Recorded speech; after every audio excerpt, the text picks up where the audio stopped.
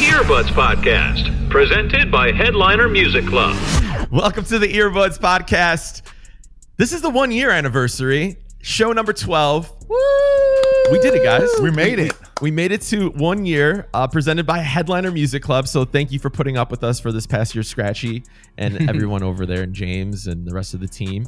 And we have this very special guest on today's show, DJVICE. Oh, I thought we were talking about Neil Jackson in the suit. Well, we didn't get to that part yet. Okay, yeah. Neil decided to go all out with the suit. So yeah, we didn't get the memo.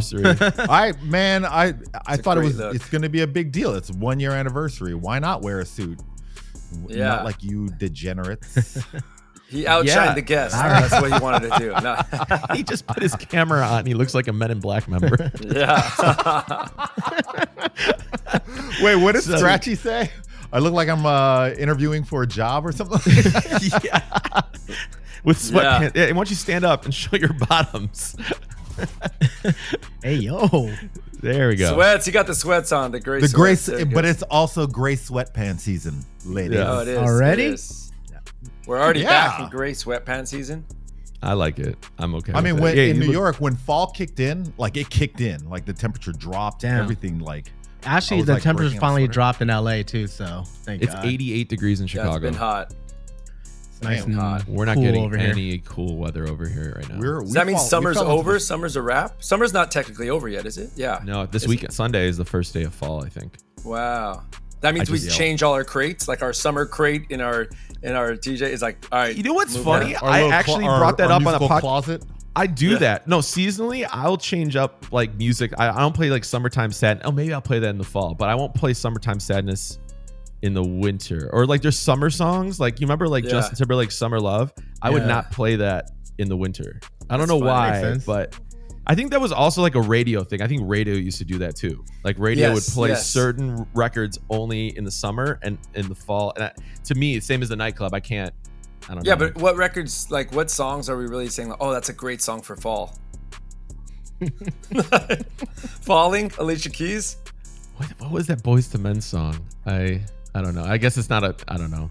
Yeah, I think it has to do with the music video too. If they're like back in the day, you'd see a music video and be like, "Oh, that's a fall song or a Christmas song or something." I guess. Can we start playing like Halloween songs already? Like Can you play Halloween songs in September? Yeah. Or do you just play September by Earth, Wind and Fire? That's a whole month. That's definitely a month like long song. I'd play Doesn't it the it whole feel month. weird to play September outside of September? It does. That's why I don't do it. Yeah. Really? This is what happens when you put four DJs together. No, this is very true. This is like it's a very. But there's been some DJs that'll play the Mariah Carey holiday song in the summer. I've heard that several times. I mean, Four Color Zach plays it year round. Yeah. Dude, this podcast could make a movement of like a song that like, yo, we're all gonna play Mariah like a Christmas song like year round. Doesn't matter. And like you just tell all the DJs we're making a statement. Yeah, that'd be crazy. That's what we're known for too. Like, oh, these fucking guys got us playing Christmas songs year round. Oh, we're starting that movement. That's what we're gonna be known for. I sorry, one more thing. It was my daughter's 9th birthday, and we were like we had a little party. And we were playing Kids Bop versions, and I was like, "Has anyone ever dropped the Kids Bop version? Do you know what the Kids Bop versions are?" Yeah, I know, of course. Like, has anyone ever dropped the Kids Bop at a club and like just try to see if people realize like this isn't the real version? This is a kids version. I do have a story. I did you know how you have Tidal? Like I have Tidal on my Serato, so I can pull up like instrumentals or karaoke versions of songs. I didn't know. And I forgot what song it was, but they're like, can you play, I don't know, I just want to say like Katy Perry Firework, but it was a bootleg version. It was some like no-name singer singing it. And I didn't know because I didn't have it in my laptop. And I was like, yo, this sounds off. Like, what is this?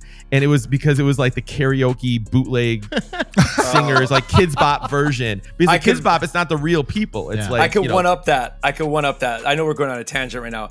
I was playing a wedding. This is like during the pandemic, like right at the end. And I played this like wedding, and it was the end of the wedding. The music was off, and then everyone's like, one more song, one more. And I was like, you know, as DJs, you hate that, right? Because it's like that one song might work for one person, it might not work for the other. And then the bride or groom, whatever, someone ran up and was like, play, what's that? Lou Bega Mambo No. 5? Right. Yeah. and I don't know why. It must have been their song or something like that had to Like do an with the inside couple, joke, right? yeah. Yeah. So I was like, I don't think I've ever played that. And I look up and I saw Lou Bega, Mambo No. 5, Disney edit clean, and I was like, oh, it must be like there must be a bad word or something. That's a clean version. I threw it on, and it's actually, instead of the girls' names, it's Disney character names. So a little bit of Mickey in your life, a little bit of Pluto in your life, with sound effects of the characters as their last song at their wedding party. After saying that, I'm sure Jerzy and Five are gonna be like, yo, let me get that edit. Yeah. No, we're putting that on the site. My We're watch, putting that my we're putting watch that on the has site. Mickey Mouse on it, so I'm Yeah. not mad at that right now. You know, We're putting that on the good. site. All right, let's get into this. All right. What else we have here? 1 year anniversary. So, hey guys, we made it. This is awesome. We're all together. We got Vice on here. We're also going to talk about the Super Bowl performer for this year that just got announced. Sneaky slappers, EDM bangers from 2010s. What's the scenario? Celebrity edition. We'll get more into that. And of course, your edit submissions that everyone gave us. We actually had a really good one. batch. This was a really good past batch. one. So That's dope. I'm glad you guys are doing that. thank you guys for submitting your edits. We'll give to shout outs real quick. Shout out to our guy June, who's our Eric, you've been hanging out with June. Yeah, June. Yep. Yeah. So our strip he's club our- correspondent. Shout out to June. He's our strip club correspondent. Bro, he put me on some records, and even on SoundCloud, he's like, "Yo, here, play this." And literally, we went to 11 that night after like going through a bunch of music, and we dropped like a 5 or 6 of them, and he was like 5 for 5 on the records. That I was playing. So, he knows his stuff. Shouts to June. Shout out to June. We also got Quad, DJ Rise, Bossa Nova, Jampagne, Rudy, because Rudy was mad last time. Rudy. AO from Boston. I got Buddy in Boston, Jason Smith in Boston, and I ran into Joe Maz and Millhouse. Wow. And Millhouse Millie. too. Millhouse from Moisture. Dope. Yeah. So we got the whole crew were shouting out, catching up with everyone. 5, you were at Keys in LA, the new club. How was that? Yeah. It was a Thursday night, their open format night. So I started off with like more poppy. Beginning of my set, like Girls. Shout out to Neil putting me on to that record. Some Hot to Go, and then some big bottle spenders came in, and they just wanted hip hop. So we just went rap all night. And I was on Serato, so I was able to download songs like Skrilla. I had a weird version. Kodak Black was a big song. Really? Yeah. They really wanted, like, they went crazy, and they spent like 100. I don't know. I shouldn't even talk about it. They spent a lot of money. 100. Yeah. But Kodak yeah. Black Skrilla. It's a big one. It's You said old, coming, but it's a you big said one. it's coming back though, right?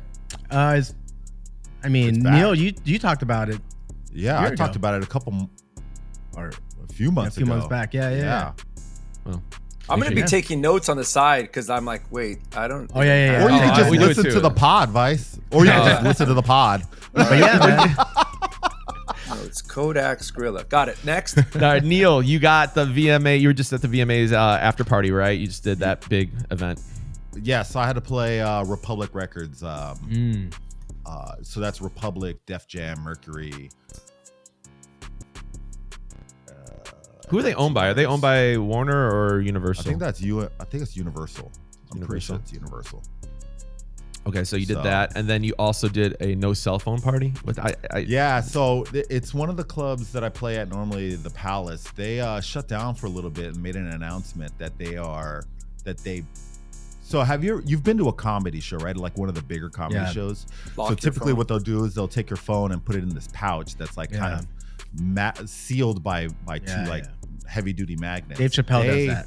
Yeah. Yeah. So they put that system in play, and everybody had to bag their phone. Even so did I. And so you keep it on you though. you keep it on you, and it's weird. It's like just slightly bigger than your iPhone. It's like it's nothing crazy. So I played it, and like I never really thought about how different it would be, but it actually kind of got me shook when I first got there. It was packed, and 100% of the people were listening to me, which was odd. Wow. It sounds crazy, but like they had nothing else to do but to talk to each other and rage. How do you get someone's number then? You have man. Like a pen? How did you use to a napkin? A napkin, I guess. Yeah. Yeah. But then who has a pen on them? I guess that's kind of a hot promo item. That's kind of a hot promo item in that kind of party. There's like pens all over and napkins, and it says name, number. What if they don't have their credit card? How do boom. they pay at the bar? Like no Apple Pay. That part I maybe a wristband. Oh well, actually I never really asked how they did that. That was actually an issue or like a topic that they had brought up. Yeah, but and that's a lot of phone pouches too. Yeah, that's crazy. Were people mad? Was anyone like upset about the idea? Or like, I mean, I started like in the middle, so I never really got a chance to get people's reactions to it. But I mean, it was packed, so people didn't put up a fight. I love it. I'm into that idea. I mean, but there was a Bob Sinclair post that Bob Sinclair just went off, and it got like millions of views. And Bob Sinclair is like, I just had the worst set of my life. He's like, the phones wouldn't stop. He's like, I was trying to play this, that, and he talked about the genres. He kind of went around, and he's like, and then I was like, I'll play my classics, and I played he's like, and no matter what I did, people wouldn't put their phones down and just party.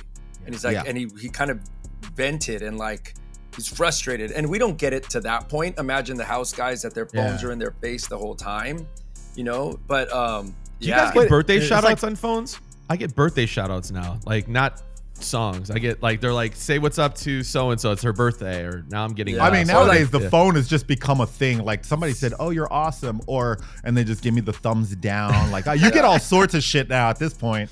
But this one, they listened to everything, which was weird because some of my sets, I actually had to tweak. Well, I learned that I have to tweak it. When you have to deal with stuff like that, certain songs don't hit as hard. And then other songs hit way bigger. It's the weirdest thing. It was awesome because everybody raged, but you start to realize how much phones play in the dynamic of a crowd. And if you eliminate it completely, like they have no other phone. Can you keep your phone? I didn't even have mine. I had to post like, hey guys, I will not have my phone from midnight to 4 because where I'm playing at has no cell phones. And so try it in life. Try and put a phone away for a day and you're already losing it. Like, what do I do? Oh, yeah. It was a crazy experience. I haven't had that in forever. So since Instagram was invented. There you go. I was in Boston, and that was a lot of fun. That was I ran into a lot of fun people out there. And Boston's always like a crazy party. I mean, Eric, you're out there a lot. Yeah, and I haven't been there in quite some time, but yeah, Boston is a good city. Boston's a rager city. Also, San Diego, and I got that. I was out there, and San Diego's a party. And shout out to everyone over at Oxford because like we had Neo in there, and I'll tell you about a story about that a little bit later, but. That was a good time, and then so Vice, what have you been up to? I had the weekend off, man. I just went from 3 weekends of like from Burning Man to a bat mitzvah to a Diplo run club. So this past weekend I had a little reset. It was my daughter's birthday, so I had no work. I took the weekend off, but those are like Beautiful. 3 so different. I bet your flash drive is like, brother. Oh, what is this? We're gonna ask all the questions too. Yeah, brother, what is this? We got all the questions about Burning Man and all the run clubs and everything you've been doing. So bat mitzvahs too. Yes. All right, let's go down to the HMC charts real quick. Run through these top 10. We'll just blaze through them. John Summit, Gas Pedals, Subtronics, Tape B featuring Sage the Gemini. All right, that's the number 1. So wait, am I seeing this list or I'm not? No, it's just it's on HMC's. There's a lot going on that one, but it's the number 1 song right now, so I'm guessing it's really good. Yes. Say what's it called? Gas Pedal Remix. Yep. Yeah, it's the Gas Pedal. You're talking about the John Summit one? Yeah. I heard it like at the Diplo Run Club, like out loud. It goes off. Well, it's number especially 1 for the Bay too. Yeah, exactly. Sage the Gemini's Bay Area. We have Gwen Stefani and Cairo Prime, Avi Sick, Holla Back Girl, Squared Edit, number 2. Drake featuring Playboy Cardi, No Face, number 3. You guys playing that? Anybody playing that? I played it at Keys last week. So did it go over well? How did it do? Yeah, it's just you know how LA they don't dance, so they were just chilling, vibing to it. That's good. They were chilling pretty hard. Chilling pretty hard. Phones out. Phones out. Bottles everywhere. Number 4, Swedish House Mafia and Alicia Keys. Finally, have you heard that? Has anyone played that record? It's a remake. That's a like a classic house From remake. the old, finally. Yeah, isn't it?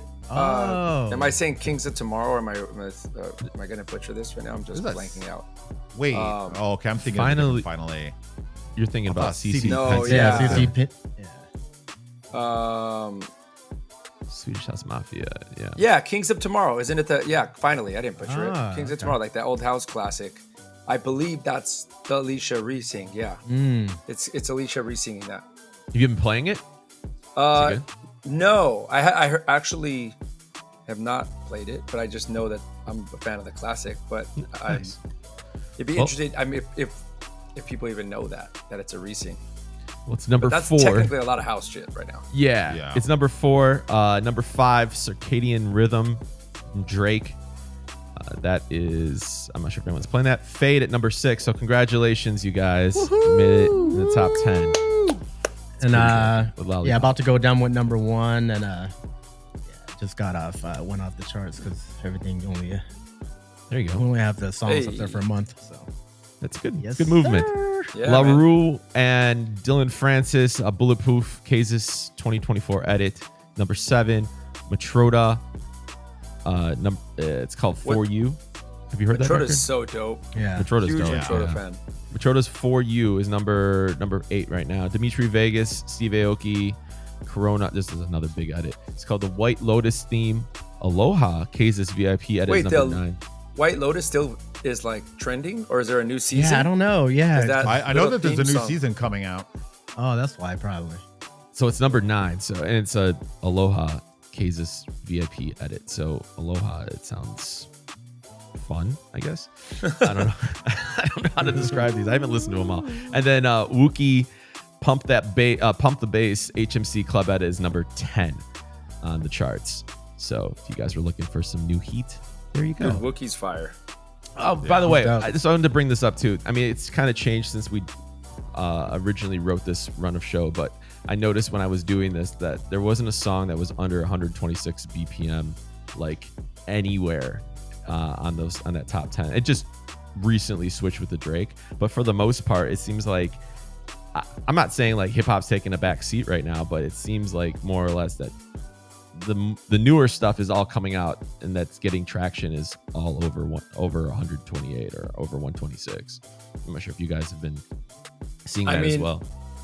I agree. It's very hard for me to play hip hop right now because as a DJ that wants to make people like move and dance and create like a vibe, yeah, there's only a handful of songs. Like the Parking Lot Mustard Travis, I was like hoping that was gonna make the movement and wave of like 100 BPM, we're back, let's go.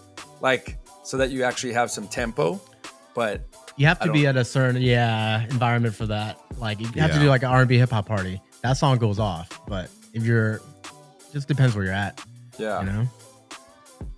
Well, we'll see. Here we go. Top 10 Billboard charts. Number 1, Shabuzi. Once again, bar song. Not sure if you guys are playing it still, but that's number 1 right now. I had some help. Post Malone, Morgan Wallen, number 2. Espresso, Sabrina Carpenter, number 3. Die with a Smile is number 4. Lady Gaga and Bruno Mars. I still haven't heard that song yet. I'm guessing nobody's played that yet.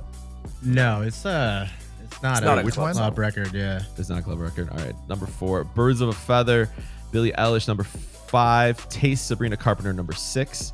Is Taste the song you guys are playing? I am. Espresso and Please Please, right? Please. Taste is good. Taste by who? Sabrina Carpenter? Yeah. Is that the one with the video is very like gory? Have you seen her videos? It's like a lot of blood and like a lot of violence in it. It's crazy. Damn. But she was kissing an alien on the VMAs. If you guys saw that, it was an ode to the. They said it was an ode to Michael Jackson and Lisa Marie. Oh shit. Oh wow. I don't know. All right. Or Madonna and Britney. I don't know. One of them. One of them. Good Luck Babe, Chapel Roan is number 7. Please, Please, Please, Sabrina Carpenter, number 8. Lose Control, Teddy Swims, number 9. And Kendrick Lamar still hanging on at number 10. Can I ask you about that Chaperone? What is it? Chaperone? Chapel Roan? Yeah, like, are you guys playing edits of that in your sets? Oh my God. I just slammed them shits in. Like the original version or an edit? Depends. Original. Yeah, original works. Or edits. There's a good house edit that I played too. Have you played Hot to Go or anything, Vice? No, I haven't played any Chaperone, Oh, to be honest. Hot to Go. Oh, I play whoa. the keys also. Yeah. Pink Pony Club. Pink Pony. Oh, I yeah. love Pink Pony Club. I listen to that just on my free time. I know. When you're We driving know, around. Jersey. We kind of figured that. Isn't there a Here we strip go. club Very in safe assumption. Isn't Here there we a go. strip club in Atlanta called Pink Pony? They're talking it? about I think a gay club in West Hollywood on this one. Oh, okay. I'm pretty Gotcha. sure. Yeah, that's what the lyrics just say, West Hollywood. So I'm assuming. So, All right. Oh, you know the lyrics. oh, dude, I'm telling you, I really do like that song a lot. All right, TikTok trending. We have, where are we here? Symphony, Clean Bandit with Zara Larson. That song's 7 years old or something Yeah. crazy, and it's number 1 right now. Must having be a sure if you TikTok guys- I thing. can't remember that one. You do? Okay, I don't really remember it that much, but I was No, just I listening to don't it. remember it at all. All right. Yeah, it's number 1. Disco by Surf Cruise is number 2. That's a song that's 5 years old. Surf Curse. Oh, Surf Curse. Sorry. Yes. Sorry. Have you heard that song before? I don't think so. I'm about to actually try and listen to this. Yeah, it's like a rock. It sounds like an indie rock song. Lady Gaga and Bruno number 3. You have Alphaville, Forever Young number 4. Tommy, there we go. Tommy Richmond, $1 Million Baby number 5. Kodak Black, No Flockin'. Have you guys played No Flockin'? I still No. play it. Oh wait, No Flocking I'm is sorry, go still in my Is that set. old or Yeah. new? it's old. It's his first breakout record, really, after the mixtapes, right? Yeah. And it's basically I mix it with Cardi B, so it's pretty much the same, almost the same song. So No Flockin' is number 6, it's making a comeback. Sabrina Carpenter Taste number 7. Anything by Adrian Linker number 8. Don't know that song. Bed Chem by Sabrina Carpenter is number 9, and Birds of a Feather, Billie Eilish number 10. How much do you guys as DJs run back and like before you're headed out for a weekend 5, let's just say you're playing like 2 smaller markets and 1 major market, are you like, let me go check the TikTok charts because this Kodak Black record that's 5 years old is popping right now, and let me put it back in my set? I don't really. I'm pretty up on the TikTok stuff because of my girlfriend. Yeah. Keeps me informed. Yeah. She actually told me about, she was playing Alphaville in the car. I was like, what do you know about this song? It's like, oh, it's big on TikTok right now. Yeah, I think those charts are more or less, they just answer the question of going like, why would I be playing this? Or if you walk into a room and it's like, why is the DJ playing this, or why should I be playing it? It's like, well, it's number 2 on TikTok Well, right now. I'm probably jumping the gun, but like kind of all the gigs I did, but I got a taste of playing a bat mitzvah, which I've never done before. I played a bar mitzvah, same. I won't speak on whose it was, but the same family. I did it as like, some longtime friend of mine, and I did his son's bar mitzvah, and now I did the bat mitzvah, and then I'm retired. I'm not doing. I think they're intense, man. They They're got a lot money. to do. You're not built for that. Not built for that. There's money in those. No, That's- it was yeah. those but- pay well. and- I mean, I'm not sure if it's a family friend, but usually it was dope to do it. No, because I haven't DJ'd for like 13-year-olds. But my question about TikTok in this, since we're dealing with already like a short attention span dance floor or crowd everywhere we're at, and then when you go to like the younger demo, those TikTok songs, they only wanted to hear them for 30 seconds, and at the 30-second They mark, want to hear the part that was on the video. so that was the issue. Yeah.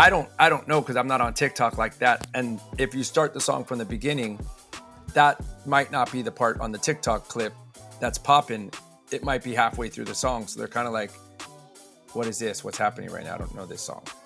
You know what I mean? So it's like, Yeah. even though the songs are hot, they don't on know the TikTok, verses. They just know the popular parts. But even though those songs are hot on the TikTok chart, it's only 30 seconds or 20 seconds of that song that's hot, maybe even less, right? So it's like, I always wonder, like, how much does that song I actually have matter? never experienced that part. I just usually just play the songs. I'm typically on top of it, but I never really thought that they only knew 30 seconds of it. I just throw Well, 'em in. I'll give you one more because I don't know when's the last time any of you DJ'd that demo. Have you done that party, that style of a party, like a 13-year-old? So they dance and literally walk off the dance floor at 30 seconds. So like they're there and it's popping, it's like boom, and then everyone's gone. Yeah, until because the they're next not song, going to yeah. stay longer because they don't know the rest of the song. I got a story. Just don't ever give them candy because like one time the music cut out. This was years ago, and they had these like jawbreakers or whatever they had, and they all just started launching the jawbreakers at the DJ booth. And I'm telling you, I got welts on my head from these kids had strong arms at 13 or whatever they were, but they were so upset. I think the power went out. Someone unplugged the power, and they just started. They were whack. That's wild. Yeah. So, if you ever do a bar mitzvah or a bar mitzvah, just make sure they're not throwing or they don't pass out candy or jawbreakers or gummy worms only. Yeah, that's what I'm like. Just throw those at me. Yeah. Shouts to Cleveland Terry for helping me out. I don't know if you guys know Cleveland Terry, but he helped me out on that. Oh yeah. And gave me some direction. All you need to do is just Ken Carson and you're good. Yo, okay. What the? Just bro, Ken Carson, you're good. I'm gonna be honest. Lonely, all that. I'm gonna be honest. Didn't know who Ken Carson was until that night, where I got 100 requests for Ken Carson.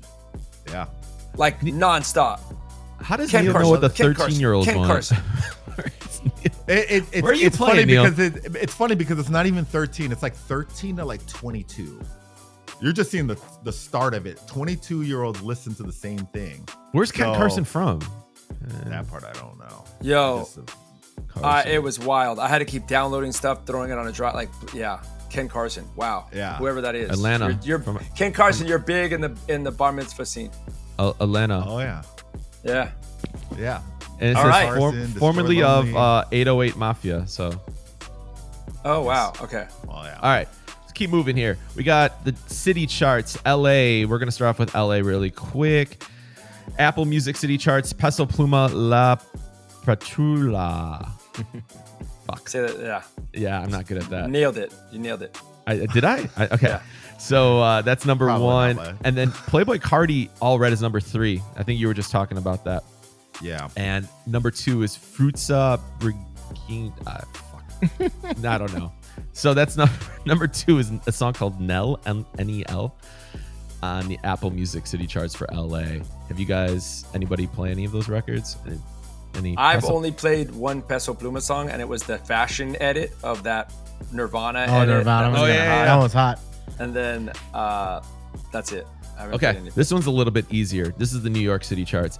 Playboy Cardi, All Red is number 1. So that song's actually doing some moves right now. Yeah. Drake, Circadian Rhythm is number 2. Is anybody playing that? Did you say that? Or no? All right. Tate McRae. That song just came out. It's called It's Okay, I'm Okay. That just came out, I think, a week ago or so.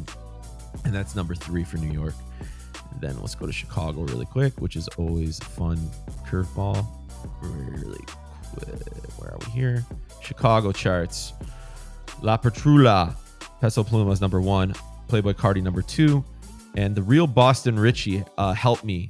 I think we talked about that last podcast. Anyone playing his stuff? I haven't played. Yeah. I am. I don't depend on it, but I do play it. Oh, Like I got one more for you. What's up? Well, I got one more. Sorry. What's YFG Fatso? Bougie Hose. He's from Chicago, but the rooms I'm playing in, no one's ever said anything about YGT? that. It's YFG Fatso. Oh. I mean, I know he's big, but I don't necessarily play it. All right, yeah, that was a big song apparently in the city charts over here. Cool. You guys got any questions? You good? Good. All right, trending things. Kendrick Lamar just got announced. He's going to be performing at the 2025 Super Bowl. You guys, I want to get everyone's reaction on this because I thought that was kind of a topical question or topical thing because it seems like Kendrick's definitely had a big year, but I guess if you put him up against the last few years of performers, they've been kind of in the game a lot longer, maybe, or maybe have a bigger catalog. What are your thoughts on Kendrick getting added to the Super Bowl performers for this year? Where's this at? Where's Super Bowl this year? New Orleans. New Orleans. Yeah. New Orleans. It'll just be interesting. Like what features could he bring out? I mean, can he hold down the stage by himself a whole Super Bowl performance? I think he's definitely bringing out features, and I thought he was. My first thought was like, that would be crazy. I was thinking I thought he was gonna like probably bring out Wayne and like just because everyone's pissed that Wayne's not doing. Well, Wayne said he was a little butthurt about the whole I thing. saw He that. said it, I saw the interview. But Kendrick's hot right now, man, and he'll bring out Wayne, right? But Wayne won't. Wayne's not We'll supposed see. to do it. Is that what happened, or what? they just didn't pick They him. didn't ask him. I think it was they didn't ask him to do it. But my barber actually brought this up to me. He goes, if you look at Spotify has like I says like, hey, this guy is number 3 in the world of trending artists or whatever. I think Kendrick was like I want to say top 10 or so. So I could kind of, and then like Lil Wayne was like 150. So I kind of understand where, why. Oh, okay. So Kendrick is number 19. Yeah, he's 19 right now. I just looked that up. Yeah. So I could kind of understand, but I just feel like his catalog is, I don't know, man. I guess I think if he brings out Wayne, I think it's better that he brings out Wayne. I think right now Kendrick might be most relevant. And he can't not. I have a feeling that he's gonna bring out all of them, like all of those rappers from back then that were like prevalent for that area. But it's not like he could bring out Snoop and Dre and all them. They already did it, right? Yeah. Right. So it's like so he performed at the Super Bowl. He did that. He did was it 2 or 3 years ago? He did the LA one. He jumped out at, I don't know. To me, it was just kind of like the Super Bowl. But the LA one was more of like a victory lap. Let me ask this: how much does it matter? Does it matter anymore? Does the Super, like, if you perform on Mr. Beast's YouTube channel, you'll probably get more views on that than I don't know, man. Super Bowl's pretty big, man. When Rihanna did Super Bowl, I was playing medleys of Rihanna, and it would just never fail. It's still a game changer then. Yeah, absolutely. But does it make Kendrick a bigger artist after doing Super Bowl? Yeah, 100%. It'll definitely it'll definitely up his streams. Gotcha. He doesn't make money. I know that the artists on Super Bowl do not make money. Right. They don't. I think they lose money, right? Because they pay for the production or something. No. Super Bowl pays for the production, but they don't get paid. But on the back end, though, they probably get paid just on the upstreams. Well, Usher, because like Rihanna was, dude, I was playing. Rihanna is massive. I mean, she is massive, but like when that thing hit, Where Have You Been was like, I still play that shit. Yeah. It's like, it's just nonstop. Fucking Usher came back in full force. So he dropped a tour right after that too. So it's kind of like they use it as a platform to get, hey, we got the whole world watching.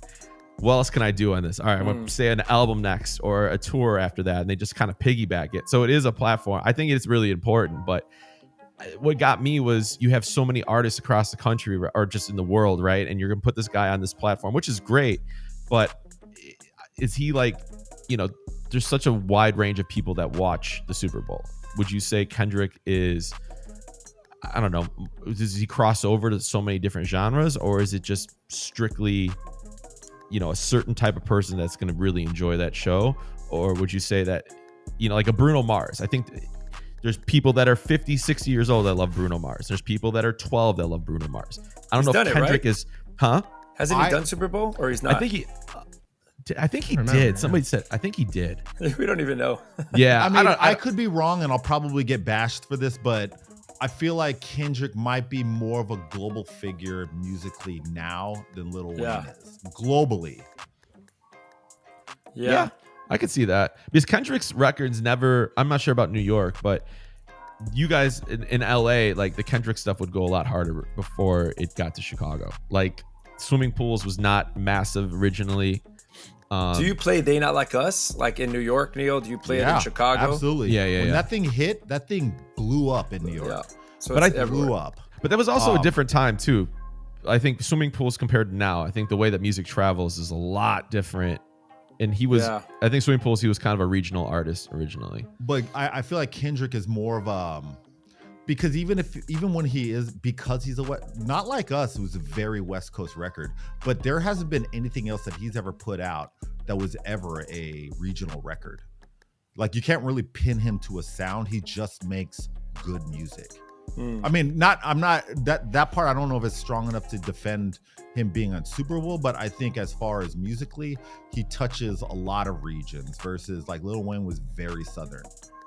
I don't, but the thing is like, you would think that you would want that for New Orleans, but he's Southern, but he has so many crossover hits though with people that are not, that wasn't a Southern sound though. It wasn't but globally. Yeah, that's true.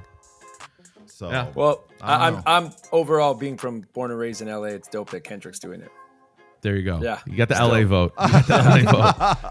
All right, let's talk about the VMAs real quick. Did you guys, anyone watch it? I mean, I saw that women were taking over that whole show, which is awesome, and power to them.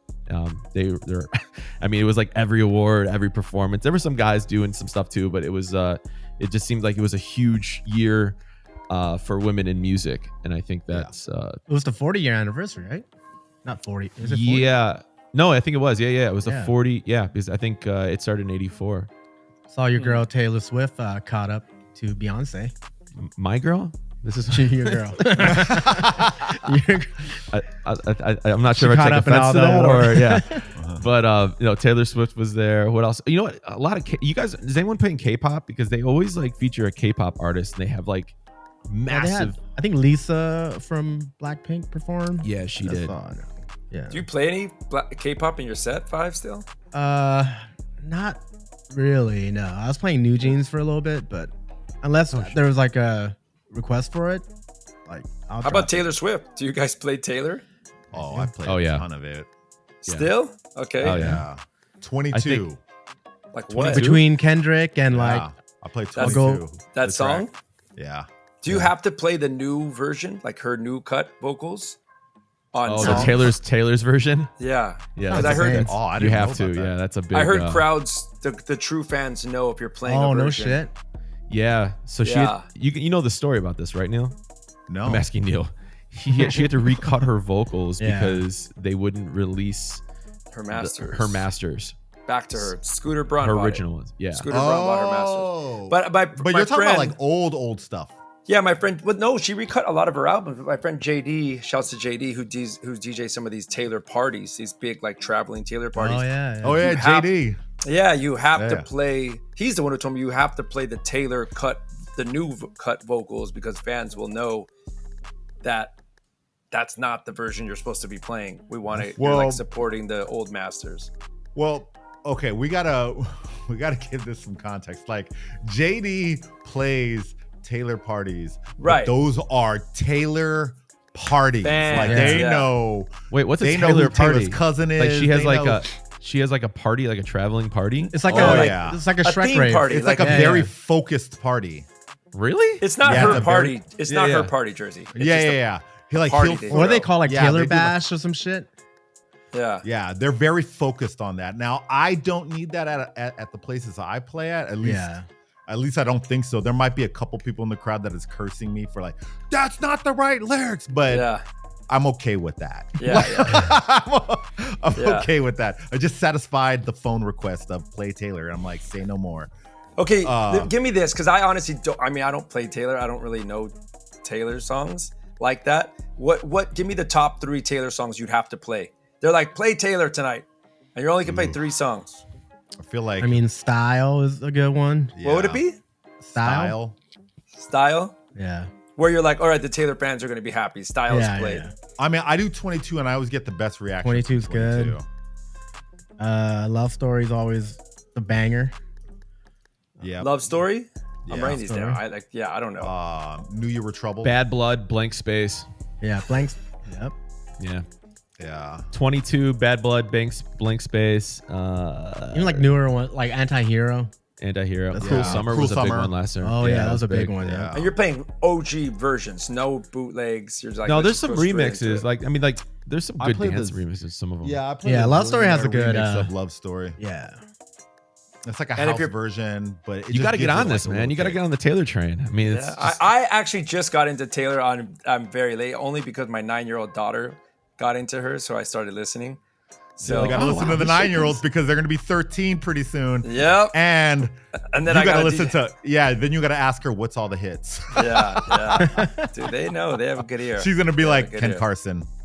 They have a good ear. She's turned down some of my demos. I played her with my own music. She's like, nah, not good. Like, this ain't it. This ain't it. Dad. This ain't it, Dad. I wanted to ask you guys the song of the summer, since summer's pretty much winding down, or almost. We got just a few more days left at the time of this recording. What are you guys shooting for here? What is your number one song of the summer, would you say? Want me to go first? Yeah. Anybody? Oh, yeah, you know what? You're our guest. Go ahead. Mine's gonna be way different. It's a controversial topic because the song that like popped off for me, that wasn't like, I'm trying to not to go mainstream like a Shabuzi and all that, but like the song that was like, wow, where did this come from? Was Luffy Last Night. And that Luffy Last Night was like huge. Luffy Last Night. Yeah, like at all the sets I was playing, because it's the Diddy Keisha Cole, and that song was like everywhere I was playing. It was like it was working, it was popping, but Diddy took a turn. Was that summer? Like, so it's kind of like the beginning of summer. That song took a while to bubble. I actually heard it last year at Burning Man, and it says it came out October 30th, 2023. So right before the new, but it took time for it to bubble and like get out. It's on Nervous Records, but then, you know, Diddy caught a case, and then you're kind of like, do I play this or do I not? So it was an interesting. But he wasn't. His part doesn't come in. But he's on there. His little part doesn't come in towards the end of the song. But there's an edit without him now. I've heard edits without him now. But that song for me was like just a dope, like to play something else that instead of like a massive major hit. That was like, for some reason, that song was a smash for me every time. Is it just? It's just a house. Is it deep? It's just a house song. Yeah, it's a great house record. It's very like tons of energy. Because it kind of hits both. It's like people know, like R&B fans know it. House fans are like, this is cool, I can dance to it. And someone that doesn't know shit might be like, why is everyone like this? I like it too now. I'm Shazamming. So that to me was like, that was a dope song. What do you guys got? What is Neil or Five? What do you guys have? I mean, song of the summer, I think Kendrick, They Not Like Us, right? Yeah. I have Move, Adam Port. Mm-hmm. You know, that's a house banger. Ibiza song of the summer. Yeah. You know. I'm gonna go with Not Like Us. Move is big. It's a big record here, but it's not like for all the rooms. I guess. It's not for all all the rooms I play at. I play Move in like 2 different rooms, but not. I'll only if I know that I'll get away. It's a certain crowd, yeah. For that. There's a remix of it that I've heard out, ANYMA, Anma. Oh, Anima? But I don't think it's out yet. But that's a good one. Hills have a good remix. FS Green of has it. a dope remix. FS There's Green. an FS Green remix of that. Hills has a good remix. Yes. I'm gonna say song of the summer for me was, all right, I got 2. Well, okay, obviously the Shabuzi is like, I think that's just everyone's gonna say that's the song I of had the summer. that on my list. A close, you know. I think but that then one won song of the summer, right? What do you say? Didn't it get like officially declared? I don't know. I just made that up. It's been on the charts. Oh, did it? One. Shit. I feel like it happened this week actually, or last week. Well, then yes, it is a song of the summer. I think also I put Chapel Roan. I think Hot to Go, even though it was towards the end, I think that record is kind of just kind of that party YMCA anthem of 2024.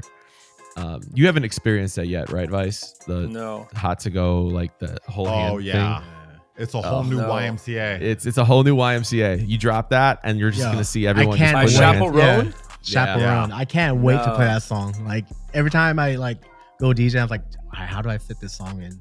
I played Hey Mickey afterwards too. You said that last time. Yeah. Those Hey Mickey songs are so big, you just throw them in. Literally, you could like jump BPM simply by just playing that song and then just run it. All right, I'm gonna try it out this weekend. I have one more sleeper. Like not a sleeper, but this was a song of the summer as well for like, you know, you mentioned Adam Port Move, being like the Ibiza song. That was like the Ibiza Euro song of the summer and made its way here. Which actually, if you look at the numbers, that song's over like 200 million plays on Spotify. Jesus. And in the Afro House lane, that's the first one I feel like to do that. The other one that was the one that the cool people were like, oh, we're tired of that song. We're listening to this. It was Yomore YAMORE, Yamore by Mo Black, Salif Keita, and Benja. But basically, that song was like the cool record. And then Salma Hayek did a video on her Instagram, and she was dancing on her yacht to that song, and she's like, "This is my favorite song right now." Wait, who's the artist? Mo Black, MOBLACK, and Mo Black has a label out of South Africa, and Mo Black has been putting out a lot of music for years and years, and like very well respected in that lane. But that record's fire, dude. I'm a Piano. Is it like kind of like more chill?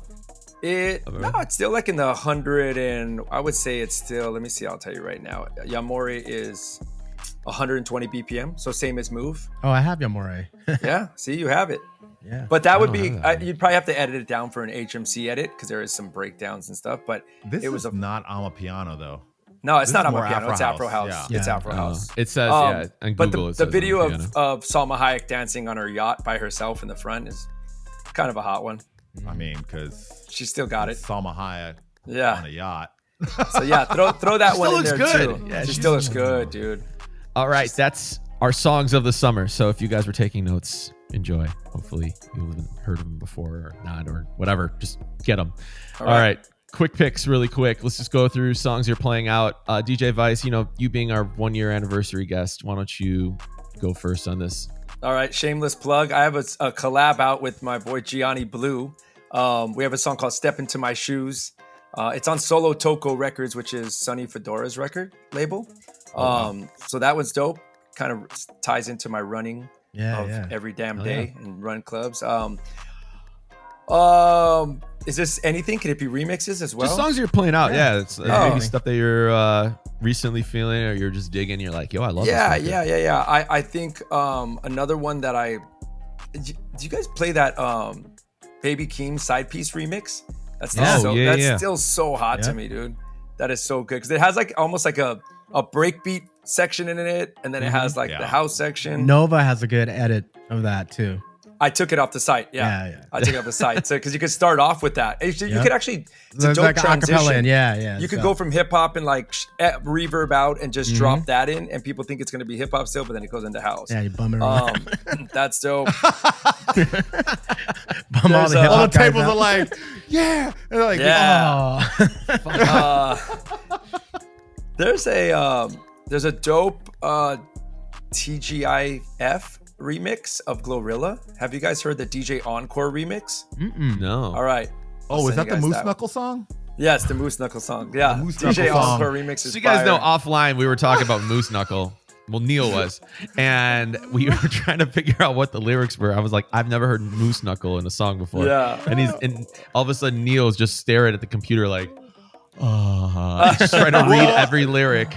Look, you gotta tell them the whole story. I'm like, yes, that song is like probably one of the biggest songs in the club for me at least. And I was like, the one thing that I like is when you see some of the dudes yelling out, crop top with some biker shorts, I'm showing off my moose knuckle.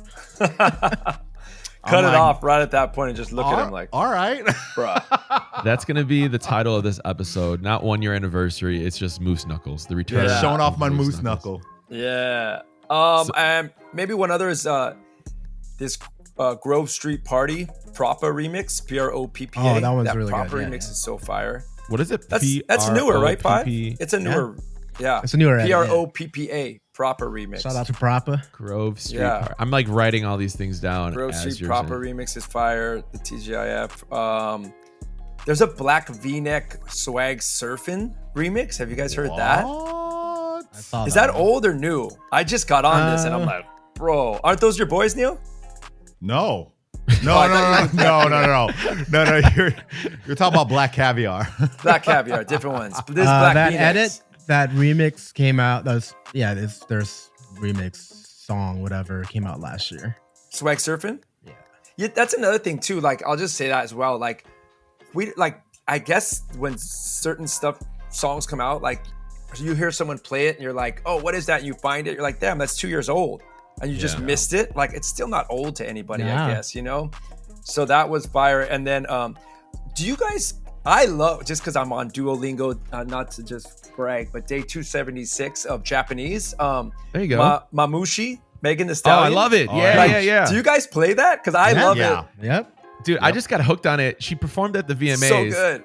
And There's at a whole first dance I was- to it. Yeah. Yeah, I was like, when I first heard it, I was like, I don't know if this is for me. And then I was kind of like, I liked the way he came in. He's like, kind of like, no, like, you know, this, and this. And I was like, I like the back and forth. And I guess the story of it was they recorded it in his apartment or something. That they were just fucking around.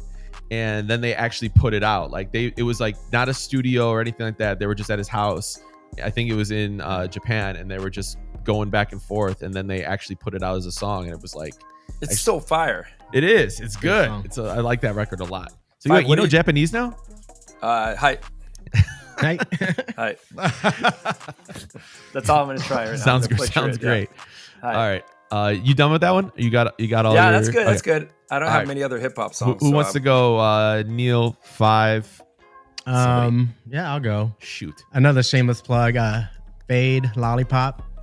Must play There in you the go. clubs. Banger. So remix, you know. And then Beltron, Smack Yo.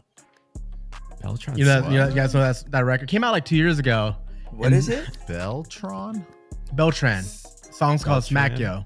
I used to play a lot on Fade University. It's a house record, but there's a part where it goes tick tick tick tick tick tick tick tick that everyone's dancing to. All right. The song is called what? Smack Yo. Smack. Like Smack Yo. Oh yeah. Okay, no, I don't have it. Okay. Yeah, the song went viral this weekend, but I've been playing for a minute. But Oh, that shit. part, yeah. Drake, Cardi, No Face. I played that a couple times already. And Mamushi was on my list too. And Guess, Aibo remix. I have that. I Charlie, played yeah. that. I actually played that. Yeah, that's a really Yes, Charlie XCX. Yep, Charlie Yeah. XCX. Yep. And yeah, that's it for me. Neil, Nice. what do you got? Chaperone, Pink Pony Club, and also what was the You playing the okay original song? Pink Pony Club? Yeah. Oh wow. The weird like so in New York right now is like just like when you were saying the VMAs, like women took over, like women's set, like female driven sets are huge here now. Yeah. So like pop records, like it's not, well, okay, I take that back because some of my list is male, but I'm doing the originals of Pink Pony Club, 365 now, not 360. There's another I'm doing- number song that she has. Yeah, 365. 365. Oh shit. Sabrina Carpenter, Bad Chem, Sabrina Carpenter, Taste, and then Espresso and Please, Please, Please. You could do all originals of that. So you just dropped the original of Please, Please, Please in the club. Well, you could mix that one actually. Okay. But there's certain ones like Chaperone. It's almost like Queen, where it like kind of starts off like theatrical, and then the song rolls in. But they know Yeah. all of that.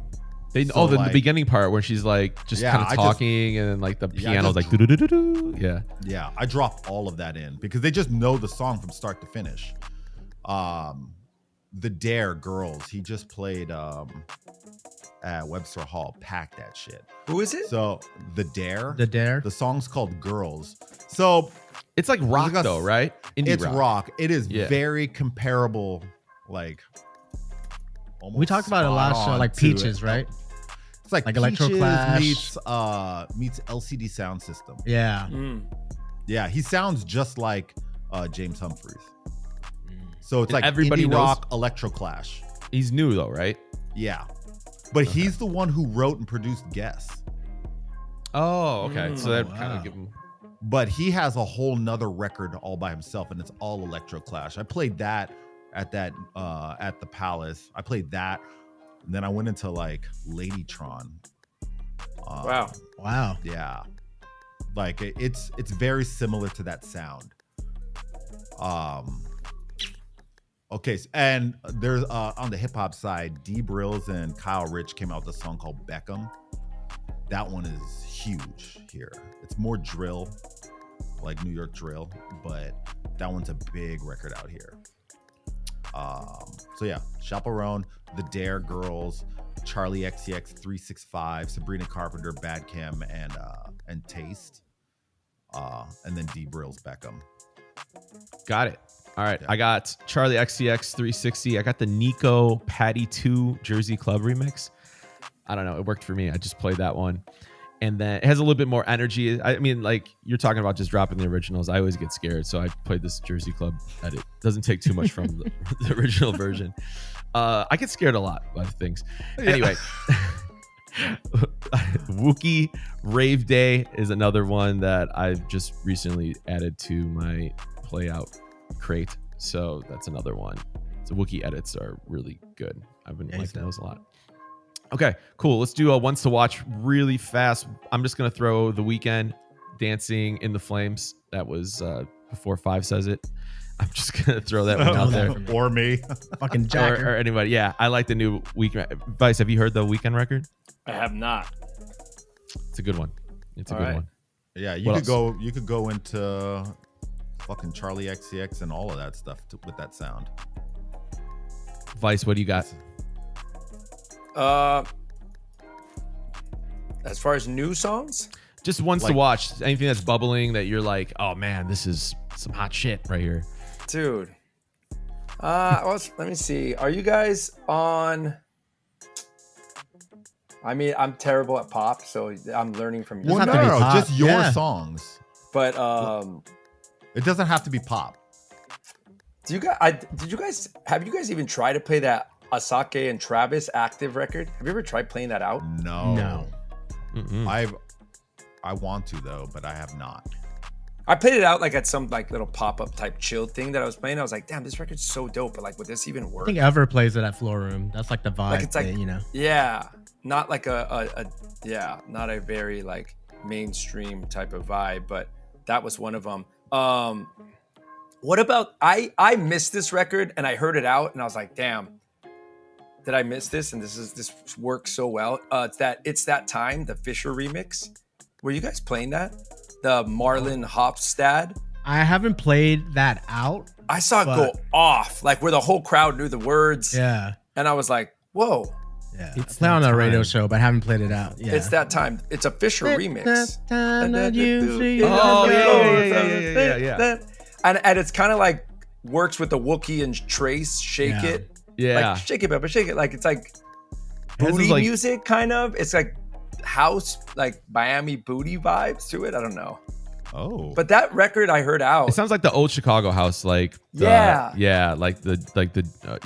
that almost hip hop type of vocal over it, or someone shouting, and then it has that beat behind it. Yeah. It was Diplo played it when we were at that Diplo Run Club in San Francisco, and I was like, oh damn, I never played this record. It worked, and I saw the whole crowd. I was like, forgot about that one. That's a great one. Yeah. So that one's a good one to kind of like throw it, and I feel like that's a very open format style song as well. Mm-hmm. Like it kind of works. You can slide it in, yeah. Yeah. One more to watch, I would say. Oh my gosh, I gotta ask you guys about this song. This was requested at the Bat Mitzvah. Make sure I'm saying it right. Have any of you ever played Jaden Borden? Let's Go. No. Jaden Borden? Yeah. What is that? No one's played this Jaden Borden song? Okay, I had never heard it until that night. Or Jaden is it Bojsen? Maybe it's Bojsen. Bojsen. Let's Go. Why am I giving this song credit right now? But damn, that's like dude, old school house. 6.7 million plays, and it's talking about going to Hyde nightclub. Like we're going to Hyde. It just came out. It says 2024. Yeah, it's kind of like remember that song? What the fuck? Yeah. It's like one of those. It's one of those. Yeah, it's one of those like very cheesy house songs, but like it went off. And then I've been seeing it on like some other Instagram stories and shit like that. It's starting to go. I'm not saying play it. I'm just saying like it's like a selfie Chainsmokers records. You know, I know goes Hyde's gonna be popping after this. Is this? But it talks about Hyde, so I'm like, I thought it was just a regional record, but then I started seeing it other places. I'm not saying. Why did I even bring up that song? All right, moving on. Great. No, it's great. No, all right. 5 random Neil, shit I hear. 5 Neil. What do you guys got? How are you gonna top that one? What the fuck? I got Claro Sophia You guys know that record? No. No. Clara Sophia? Yeah, it's like pop and kind of loungy, but Okay. it sounds good with like all the other like with the Sabrina Carpenter records. Wait, what song? Sophia, Clairo. I don't know. She's she's popping right now. I mean, to me, but I think you're gonna start seeing some remixes coming. I saw a couple of edits already, so I'm just gonna look out for that one. And a Badger Icona Pop Body Type. You guys know that one? No. It'd be a big pop record, I think. Nice. Looking out for that. And I forgot to mention Birds of a Feather on the records we're playing out, because I think that's a fucking banger. Are you doing a remix of it? Because that Nah, one's like just from the top. really okay. You Yeah. guys are really dropping a lot of these songs just from I played. the top, Yeah. like the I had a original version. request for it at Sidebar in San Diego, and Really? Okay. I have And, it. I just it- never really thought about playing that one because it just seems so chill. But I get guess really, that makes yeah, sense. I get anxiety about yeah. By the playing time I stuff played that's- it, the person who asked for it left, but whoever was left, but the rest of the people in the club, the girls were singing along to it. Bro, it And has then, a billion plays on Spotify. yeah, it's Yeah, huge. pop is That's big, man. crazy. Yeah. And Pop is- yeah, Miles Medina played it at his Sunday brunch party the next day. At like, it's Sunday brunch. It's everything goes music format wise, but he played it between fucking hip hop and R&B and went off too. So Could Billy I have done actually- Super Bowl? for sure. Yeah. I think, but she Oh, crosses over. That's the thing. She crosses over to so many different lanes. Like, I think demographic, you can please a lot of people with having someone more like a Billie Eilish. And I'm not saying Kendrick is not, but I feel like he's very much, I guess he's got hip hop and he's got the pop side, but people that love country or rock, like, I don't know if that's gonna necessarily cross over. I mean, Mad City is undeniable. It gets played everywhere. his Yeah. big song was actually, I think it was Humble was his biggest one. Humble too, yeah. But I think that was his on his Spotify thing, I want to say. Oh, going back to Billie Eilish really quick. Are you guys because I did do Lunch and Lunch did well. I haven't played. That's her much. second big hit on that album. Yeah. But She's it's- massive. Yeah. It's still another one of those kind of electro-ishy kind of sounds. What else you have, Neil? For Ones to Watch, Ones to watch, your favorite segment. Playboy Cardi All Red, but it's already like charting. Yeah. But Yeah, that thing yeah. just got released. Ken Carson, because the story with Vice was about Ken Carson fighting my demons. Even though that's an old one. The Weeknd dancing, Dancing in the Flames. This one, it's only because it's a part 3, and part 1 and 2 did so well. Was NLE Choppa Slut Me Out 3? Yeah, there's a part 3, right? Yeah, and it's more of like a pop house version. So I feel like he's just gonna sort of like Fast and the Furious, where he's just like coming out with different versions of that song, but in different genres. But And it's going one, off. yeah, 1 was a hood track, 2 was Jersey Club, and then this one's more like pop house. But both of them did well. Wow. And there's an artist that I feel like he is going to be really big. I mean, he's already selling out in New York. Is MK.GEE, MKG, and it's Where's he more from? of a, I don't even know, but I've had my eye on this person for a while, but now he's like starting to pop up in like, heard him in like clothing boutiques, and I'm starting to hear him in like a lot of other things. And then he had a show, he had 2 shows out here that sold out in seconds. But MK.GEE, Yeah, he's like kind of like Frank Ocean meets, it's like a lo-fi Frank Ocean, like Frank Ocean back in the day. Yeah, they're calling it alternative lo-fi. Well, add that to the list. I think right. those are your little ones to watch, everyone. So enjoy those. Got to this segment really quick. This was something that I wanted to bring up. This was called What's the Scenario? What's the Scenario? And the situation was we were talking about if you had an artist come into a room, and Neil was like, rah, rah, rah. But anyway, I'm gonna say it anyway, Neil. So if you have an artist that comes into a room, you're DJing a club, and you're like, hey man, so and so walked in. So let's say hypothetically it was, I don't know, let's say Neo, right? He walks through, hypothetically only, and he walks into a room. Do you play his record, or do you say no, I'm not going to? Because I mean, Neo's kind of a hard artist too. If you're just, the room just started popping off, right? You just went on, maybe you're 5 songs in, and Neo walks in the room. Would you play his, or what's the, I guess, Vice, I want to ask you, because you've been in this situation a lot. When a celebrity walks in the room, do you play his or her music? Yeah, I think you gauge it, like, first, if they give you, like, if they're walking in and they go by the booth, if you catch any, like, eye contact, or I think I just watch body language as well. If they're feeling it, and, like, they're looking around, their heads up, and they're, like, they want all that attention. Or someone else is coming in, like, walking in, like, their hat down, head down, and they're cutting to be in the cut in the back corner, you know? So body language is like, I didn't even think about that. Yeah, that's true. That's a good one. Yeah. I think body language would be one thing. If they're like, so-and-so's here, and they're like, where? Like, he just walked in. You're like, I don't even see him, and I'm DJing. So it's like, yeah. And I've been in situations where, it was a while back, but I remember Drake came in the club, and I was like, not sure, right? And then within a minute or two, someone from his camp ran up and they're like, only Drake, play only Drake. And you're like, okay, here we go. Does he want it, or does the guy in his crew want it? You know what I mean? So it's like, you play a couple. Drake, I feel like Drake would want Drake. Yeah, you play a couple and like that. But I mean, Neo, come on, dude. Neo wants the attention. Do you shout him out on the microphone too, or no? That's another thing too. So if you play the record, would you say like, hey, so and so, or what up, so and so, or would you just kind of leave it, just play the record, kind of give him a wink, like I got you? I definitely would. Listen, I don't want to. I think Neo, you shout him out right when he walks in. Yeah. I did it with Ja Rule one time at Tao in Vegas, and I shouted him out. And I might have been kind of drunk, but I was like, yo, Ja Rule, let's go. I got the mic for you.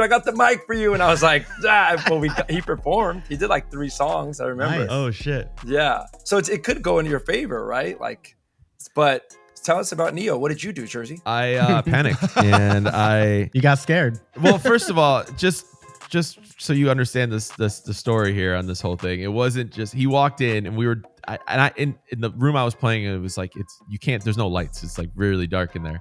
And somebody was like, yo, I think that's Neo. I'm like, I don't think that's Neo. It's not. And then the management come up and they're like, hey, yo, Neo's here for his boys party. And his boy is like his best friend's birthday or something. And I'm like, man, he's celebrating his friend's birthday. Do I shout him out, or do I just like kind of let this be? And they're like, yo, play a Neo song and shout him out, because the club obviously wants the publicity from it, because it's kind of cool, letting people know that Neo's at the the club that they're at. So it's like, I was like, all right, so I'll shout him out. But actually he took the mic. so that was cool, right? Then I was like, do I follow up and just be that guy that plays his song afterwards? And then I started second guessing myself. Actually, I was with Good Chill too. And I was like, yo, what's the biggest Neo song that would go off right now? This was like 12:15, 12:30. I'm like, I'm not gonna play So Close or Miss Independent right now. Like, what do you do in that situation? So I was like, you know what? I'm gonna play Give Me Everything. But I kind of waited too long, and he left later. So he left. He was like, So I fumbled the whole thing, really. But I was kicking myself in the ass afterwards. But I was like, I'm going to ask these guys, what would you have done? Like, you just go right into it? Or would you just be like, hey, I don't know, I'll just see what the feeling is in the room or whatever, 5. I would have went right into it. Yeah. Because Give of me everything right away. Because of You's a good one, Oh, yeah. Let's Go. But Give Me Everything Tonight would have been, it was a good one. Honestly, I don't even think you would even have gone wrong even if you did the slower ones. Yeah, I know. Like, those are all big, like, because all his boys would have been really hyped. Big songs, yeah. But you got to think about this too. You walk in the room, it's 12 o'clock or 12:15, right? The place is just, they're going, right? They're going, because I'm playing hip hop, and they're going off. And then he gets on the mic, we cut the music all the way off. He's like, hey, I just go by the name of Neo.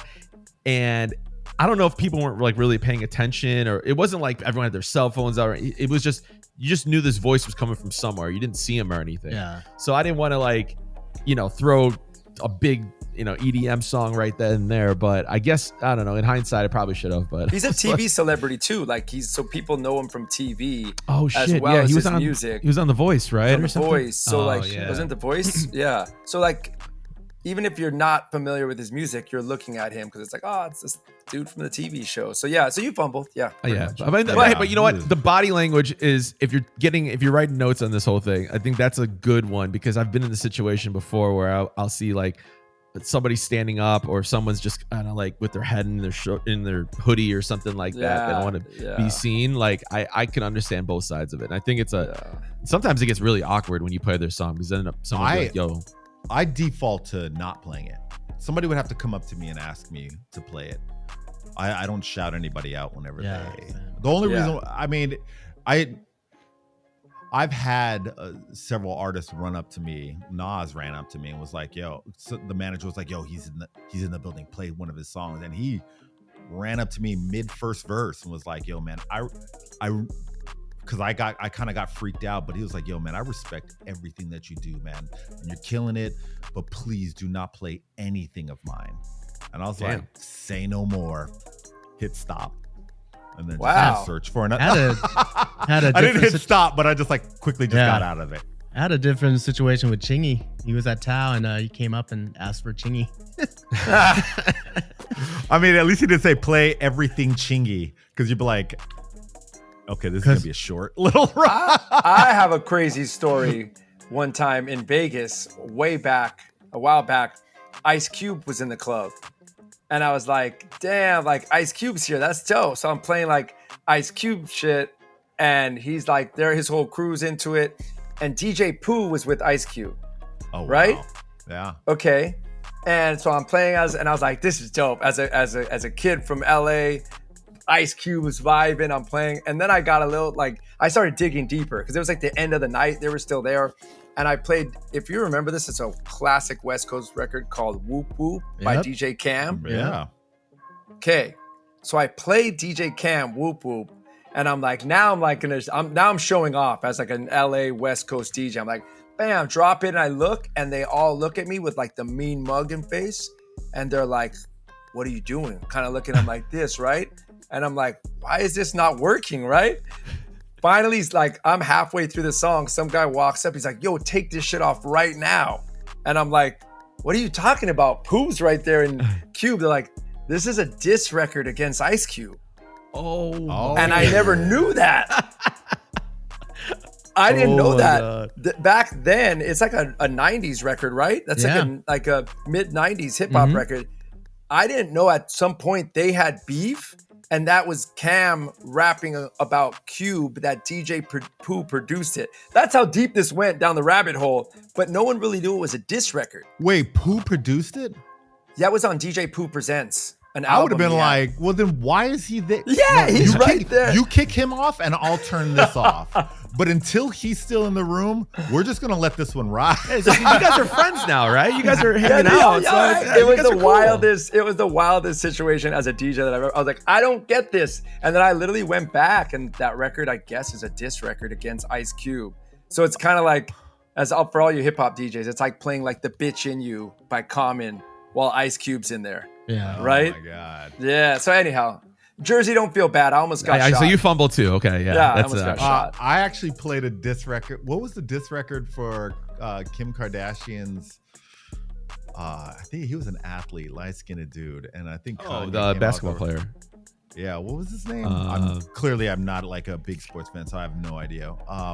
There's a diss record? What the hell are you talking about? This was years ago. Yo, I think Scratchy did his like birthday party one year. I literally played the Tony record, Humphries? No, I don't know. Kim Kardashian's. Chris Humphries. Chris Humphries. Yeah. Whatever that diss record was, I played that record. DJ. Dude, I played it when he was eating at a restaurant, and it had dropped like 4 days prior. So it was already drumming up steam. And I didn't see him. I didn't know he was even in the restaurant. I just played it. And then he just got up and stormed out. And that's how I ended up on page 6. Oh. Wow. But I didn't know until after he had left. The manager came up to me and was like, you know who was just here, right? He was like, Chris Humphries. I'm like, and you just played whatever the song was. I forgot it was. I was like, oh shit. So we've all been in this situation Wait, before. I don't feel Can I so read bad. this? Because I never read this out loud. It says, in the Whoop Whoop song, Cam expresses the frustration and disappointment towards another well-known rapper. The song serves as a diss track towards Ice Cube, criticizing him for portraying a fake gangster persona through his career and taking advantage of others. So yeah, so that's why I almost you're got like, shot. yeah, I'm like, and I was looking at them like, whoop whoop, whoop whoop. Yeah. Just cover it up and be like, no, I've already played Ice Cube stuff. This one's for Pooh. This is Pooh, you know what I'm saying? Yeah, I'm just throwing one to Pooh. So Well, throw that in Song of the Summer. We're bringing that one back. There we go. Yeah. I feel better now about the situation. Yeah, I'm glad we you're got to good. talk. This is a therapy session, really. Yeah, this it's is a most of the DJ stuff. therapy. This is DJ therapy. Let's go to your edit submissions really quick. Big shout out to everyone who gave us your edits because these things were really good this time. Not saying the last ones were bad. But these are just better. A Minor, shout out to him. A Bossa Nova, Minor. Broadway, Bruce Briscoe, DJ Day One, DJ Diverse, Faded Panda, Joey Sick, Mason Edwards, Broadway, and Pigpen. So thank you guys for sending in your edits. I'm just going to throw mine really quick since I'm already here. A Minor, I like his King Kuta, Got That Funk edit, and Starship's Faded Panda, Choose edit. So those are my picks. Go ahead, Neil or 5. Screwed me because You like those, huh? You like those. That's why I went to go first on these. Yeah. I had the same, so I'm screwed. Starships, Faded Panda, and A Minor's King Kunta. Those are yeah. my picks. I I feel like you just validated my pick. So I like that. It's Yeah. good. They're good edits. They are very Usually good. guys give me awkward looks in this. Usually it's always Vice, just so you know, it's usually like, what the fuck? Like you picked that one? Or I should have picked the third, but I only had the 2. So yeah. I mean, I went ham. I got 11 of them. I'm just Oh, going to shit. fire them off. Jesus. Yeah. I mean, Pigpen really killed it on this one too. I got Too Sweet by Hozier, A Minor edit. That was a King good one, Kunta, yeah. Kendrick Lamar, Got the Funk, A Minor edit. Work. It's an old. I think it's an old house song, but Bossa Nova, Make It Hot edit. Gordo and Drake, Sideways, Faded Panda, Canada Addicted edit extended. Nicki Minaj, Starships. That drop. I was like, oh, I'm Yeah. not mad at this. Chappelle Roan, Chappell Roan. Dave Chappelle, Ron. Yeah. Pink Pony Club, Mason Edwards, Broadway, Better Off Alone edit. Charlie XCX 360 Pigpen Click edit. Austin Boots Stop Working Pigpen Last Call edit. Central C Band for Band, that was a good one. Charlie XCX Guest Pigpen, and Adam Port Move Pigpen Renaissance edit. So that's Pigpen pretty much did all. You just did everyone. You liked everyone. Well, Pigpen's pack was like, that was dope. Yeah, there was- Is this on HMC? Because I need all these. We're gonna put them all. So yeah. So thank you, Neil, for giving your picks, all of solid. them. But what we do usually is what's going to happen is Scratchy will grab those records and we're going to put them up on Headliner Music Club. So you can get all those ones we just spoke about. And if you guys want to submit your edits, feel free to at earbuds, all one word, at Headliner Music Club, and we will shout you out. And if we pick them, then it'll be on the website as well. And then so you just DM the links. yeah, that well, what you do? yeah, exactly. Well, he's going to put, Scratchy So like puts I'm an editor and I want to submit. You just go to Instagram and you DM the earbuds account. No. Email the account. So email earbuds at headlinermusicclub.com. So just send your edits. Preferably Dropbox, or what do you want? I want you to give me specifics. How do you want? Yeah, this you know, done? Dropbox has been the easiest. And don't give us like 128 quality, right? Like, give us, because these are going to go up if we pick them. So usually the easiest way to do it is Dropbox. We can go through them real quick. If you send them through Gmail, sometimes it gets the file becomes a little big, or it puts it into a different thing. Don't be sending those. I hate. Let's just say that real quick to all the DJs, because I do get sent edits and you guys get sent. Just send a link. Don't send the actual like file. Yeah. And preferably send Dropbox. We transfer. I'll take it. But don't send like Google Drive. and then it asks you to request access or something. Password. You're Oh like, my bro, God, we like, were I'm just done. talking about that. Like, I think these things matter because DJs will be like, yo, can I send you edits? And then they send it the wrong way. And then I'm like, or label them properly too. Label like, them properly. Like sometimes they'll just put the name of the song, and I don't know when we put it into a full. I'm just put them in iTunes, label them right, like label get it them right. back. Use an MP3 labeler, like you can download Or it, Wave, tag or whatever. Yeah, or Wave. Just Like throw your Instagram name and then in the comment or the note somewhere so that you're like, oh, dope. Like, so you have access. I'm glad I'm not the only one complaining about this. Yeah, you got you got to do that. Yeah, the minute I get a Google Drive, I pass. Ain't got nobody got time for that. Oh, Yeah. but for earbuds, 5 edits or less. There you go. 5 edits or less. Yeah, I don't agree give us your too. whole catalog too. Yeah, that's another thing too. Like, because we actually listen to them all, so when they give us, like, it's happened before, well, they'll give us 30. They're like, hey, just pick one of these 30. I'm like, bro. Like, yeah. And I feel bad too, because I'm just like, I want to get something, but Yeah. all right. And Okay, also, if you don't have a Headliner Music Club account, we're giving you 50% off, or Scratchy is, your first month. So yeah, sign up and you can get all those edits. So thank you for submitting, and we're looking forward to your submissions for next month. Moving to segment, our next one, Sneaky Slappers, EDM bangers from the 2010s. We're just going to squeeze this out real quick. Hey. Yeah. Hey, yo. Blow my whistle.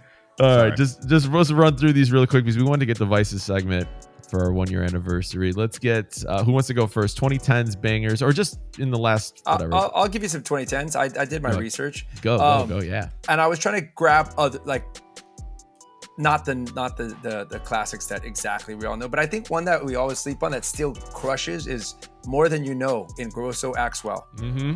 That hook still just goes off. I don't know. I've always liked That agree. song still lives at DJs in Jersey Shore, by the way. Yeah, it's so good. Still a big song. Cry, Bingo Players. Can we bring that back? Oh yeah, that's Damn, that's such a good song. Cry, Bingo Players was a great one. Of course, any Calvin. We don't have to go down the Calvin road, but like, Hello, Martin Solvier. It's a great, like, and I think Is that how you say his last name? Martin Solvier. Is it Solvier or Solveig? Solvier? I don't I know. thought it was Solveig. Yeah. I've never met the guy. I don't know. Martin S.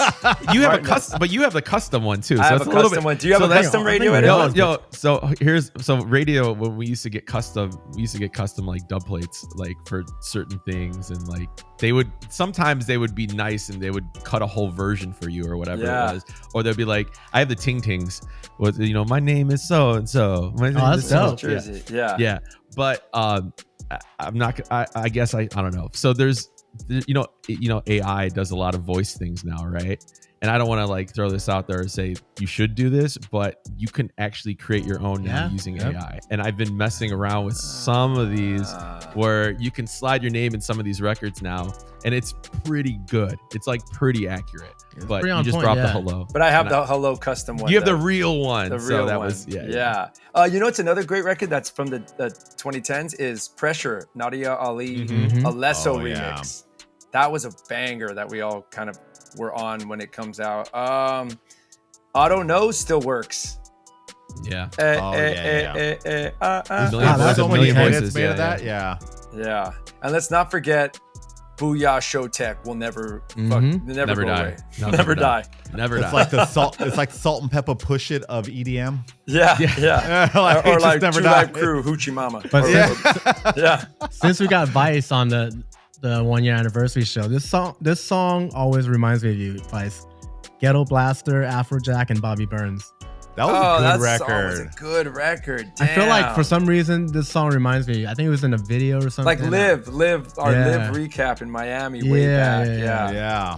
Damn. Okay, I gotta bring that back into the USB. Big shout out to them too. They did that video, Yeah. right? Yeah, that was a Yeah, dope one. they listened Ghetto to the Blaster. pod. Okay, I like that 5. Wait, Anyone what was else? Polka Dots? Wow. We should Oh, all that- wear polka dots. Yeah, because that was around that same time, no? Polka Dots was probably a little. Yeah, it was like, I think that was more of like the electro, like But crazy, early, like- late electro, early EDM. Was Yeah, it? 2009 and 10. It was the years of Calvin Harris. 'Cause Yeah. I'm looking Yeah. through my list. I'm like, holy shit. Polka Afrojack Dots. too. Let me throw this. I got, all right. So Temper Trap, Sweet Disposition. Sweet Disposition. I think that's a good one. Kings of Leon, Use Somebody. it's been like sneaking in recently. I've been hearing people play it, and they like. I literally just played it. Yeah, it's been going really well. And then Alex Gardino, I'm in Love. I think that one always reminds me of Vice too. But Vice put me on that one a long time ago. Like that was actually my wedding song. That's why. Oh, okay. So maybe that's why. I wasn't at the wedding. I wasn't at the wedding, but maybe I saw a recap video. Yeah, I saw your recap video, and I was like, man, that's a great record. It's a great record. Yeah. And then this is not an EDM. I mean, kind of, but this is one I think a lot of people forgot about. DJ Laz, Move, Shake, Drop. The Pitbull version. Yeah, but it's like it's that up, tempo. But if you're trying to like go like, hey, I'm playing too much EDM, I want to break it up. You can put like a little bit of hip hop, but still in that, because there was that time period where the hip hop artists were like, we got to put things up at like 128 and stuff like that. Flowrider. That was like and that was like a good. Oh wait, no, who else had that? 3 6 Mafia had a song that was really fast too. I don't think it was like a massive hit. Don't fly. Well, was like a double time. Bingo Plays did one with did a song and then 2 Chainz jumped on it. What was that? That was Rattle. Yeah. Rattle. Yeah. Everyone was trying to jump on that shit. Yeah. Yeah. Neil, do you have any, or did you? Yeah, I got Dead Mouse, Raise Your Weapons. Yeah, that's a great. Pendulum, The Island. Mm-hmm. Oh yeah. Swedish House Mafia 1. I didn't know that was on 2010. Yeah. That was what a game changer of a song. Yeah, that was a game changer. David Guetta, Memories. Yeah. That's coming back too. That Pursuit too, right? Pursuit of Happiness was around that time. Was it? Or maybe a year before. That song will never not work. Oh no, yeah. Pursuit of, I don't know. I don't take it out of my sets. I just leave it in there. It's a go-to. Yeah, I'm not sure when that other one was. All right, what else you got? Is that it? That's it. Yeah. I had I'm in Love too, but you took it. Were you at Vice's wedding? Yeah, I was actually. Okay, so I saw it from the sideline. I was for the lovers. All right, cool guys. Well, this is the main segment. We have our big guest here, Vice. Thank you so much for being on the podcast and gracing us with your presence on our 1-year anniversary. So thank you for doing this. I'm learning a lot. I'm taking my notes are massive right now. A lot of this is a learning session for us as well. So usually we go into these podcasts, we're like, yo, we're gonna knock this out in an hour, and then like 2 hours later we're like, shit, man, we're just like sitting there, we just go on these left field tangents about whatever, and then you got to go download these, and you got to go get them in your set, then you got to figure out where they fit. It's but you got to work, I guess, as a DJ. Then you got to figure out your social media posts, and then you got to book your travel, and then you got to figure out, you realize you haven't ate today. You're 3 coffees in. That happens. I'm with you on that. So let's get to your questions here, right. because we're all gonna eat lunch after this. Yes. All right. So you spoke about it earlier.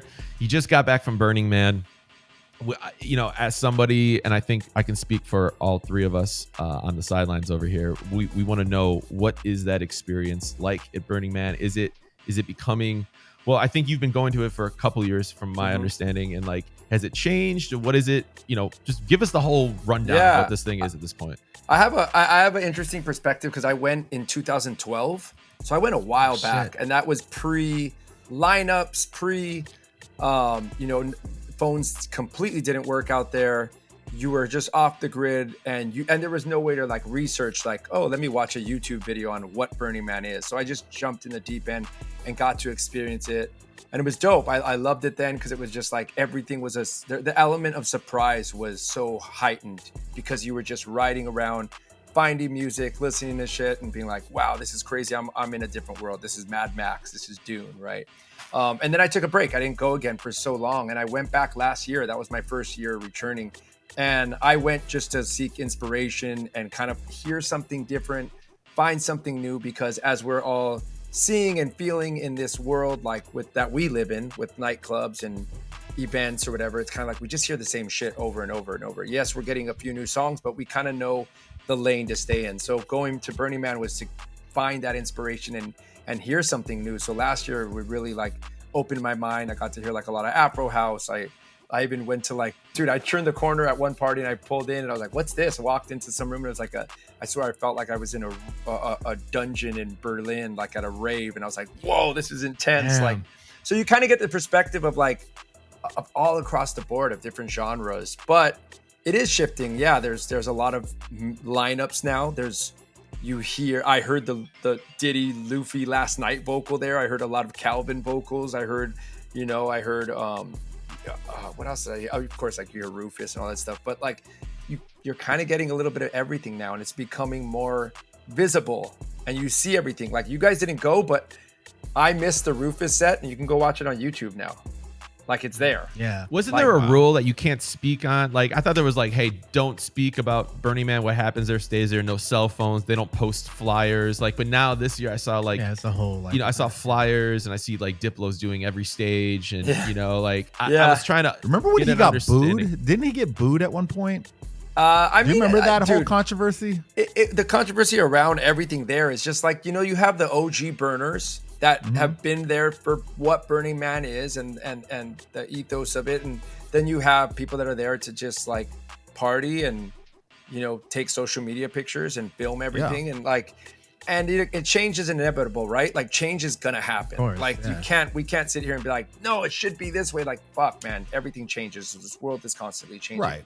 And that's what it is now. Phones are out. People are videoing. But at the same time, like I was at a Sunrise set and I'm like, oh, there's the founder of Google, like legit, like the founder of Google. And then you turn, you're like, it's like such a diverse crowd. And there's like some dude that's like, looks like he hasn't like, slept in like 18 days and he's just raving his head out like over here. Like, it's so wild, dude. And there's like kids on bikes. There's all ages. I played a couple sets out there. I played with Diplo. Him and I played a really dope party together at Unplug and Play Camp. And I played before him. We were on an SX3 for all the DJs. Like we were on a dusty ass Pioneer SX3. So it's not like you pull up and it's the best, 3000s and a V10 and all that. It could be everything. It could be anything, and you can't complain. And his set was super dope. I know he recorded it and filmed it. Like I was playing hip hop, I was playing rock shit, I was playing house shit, and he got on and played like his Major Lazer kind of vibes. Dude, he even played like In Excess Tonight, 9 Inch Nails, Closer. He played David Bowie, Let's Dance. Like he played straight up like open formats. Yeah, I thought it was always like a house driven thing. So now it's pretty. It's changing everywhere now. Yeah. That camp was like, yo, let's throw a party where we just play whatever the fuck you want to play. Like it was wild. Yeah. So and then of course I went into another set and I was playing Afro house vibes and different shit like that. So it's kind of across the board now, man. It's not what it was way back when I went 2012, but I do also see like it's dope just to be out there and hear something different and know that like you don't like what I'm playing, there's another camp, go somewhere else, you don't have to be, it's not a festival. So you're like in a sense of like, oh man, I came here for this lineup, I don't like what they're playing. It's like, it's not. No one's getting paid, by the way. No one's getting paid to DJ. Is it really DJ driven, music driven, or is it more art? Or is there? It's like both. I think it's like what is it? What was the Miami Art Basel? It's both, man. It's like there is lineups now. Yeah, you can't get around that. You can pull a master list and see lineups of where everyone's playing, but there still is like you don't have to be around that. There's camps all over and there's little hole in the walls. I pulled up on this one art car and stayed for like 45 minutes, and there was like 30 people dancing and listening to this DJ. No idea who he was. He was playing hot fire fucking house shit that I had never heard. I couldn't Shazam it because my Shazam's not working out there. So you just like sit in and you're like, I'm not going to ever find out who this guy is. There's no logo. There's nothing. So you get those moments where you're like, this is what Burning Man to me is. Like, this is dope, man. And I left like, I wish I knew what all that music was, but I don't know any of the songs.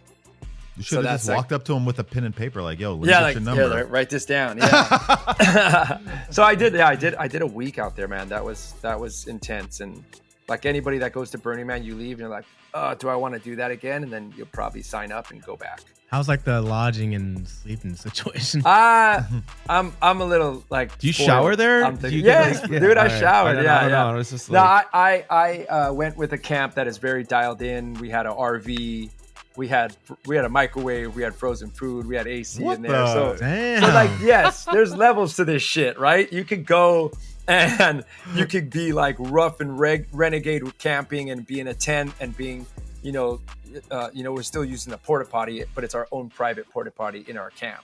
So it's like, there's levels to it, man. You can go super rugged or you can go very well, like taken care of. Like we had a Breville machine inside of our RV. like a real legit rebel. We were like Yeah. brewing up espresso in the morning. I should say Neil's a coffee guy too, but like, dude, we were making lattes in the morning and shit. Like we had it dialed. You guys had the bougie camp, is what you're trying to say. The people I went with, they knew what they were doing. They knew how to burn. dope. They've They've been burning for years, so they had a level of like, Very this is prepared, what I yeah. want, you know. But you're still dirty. You're still smelly.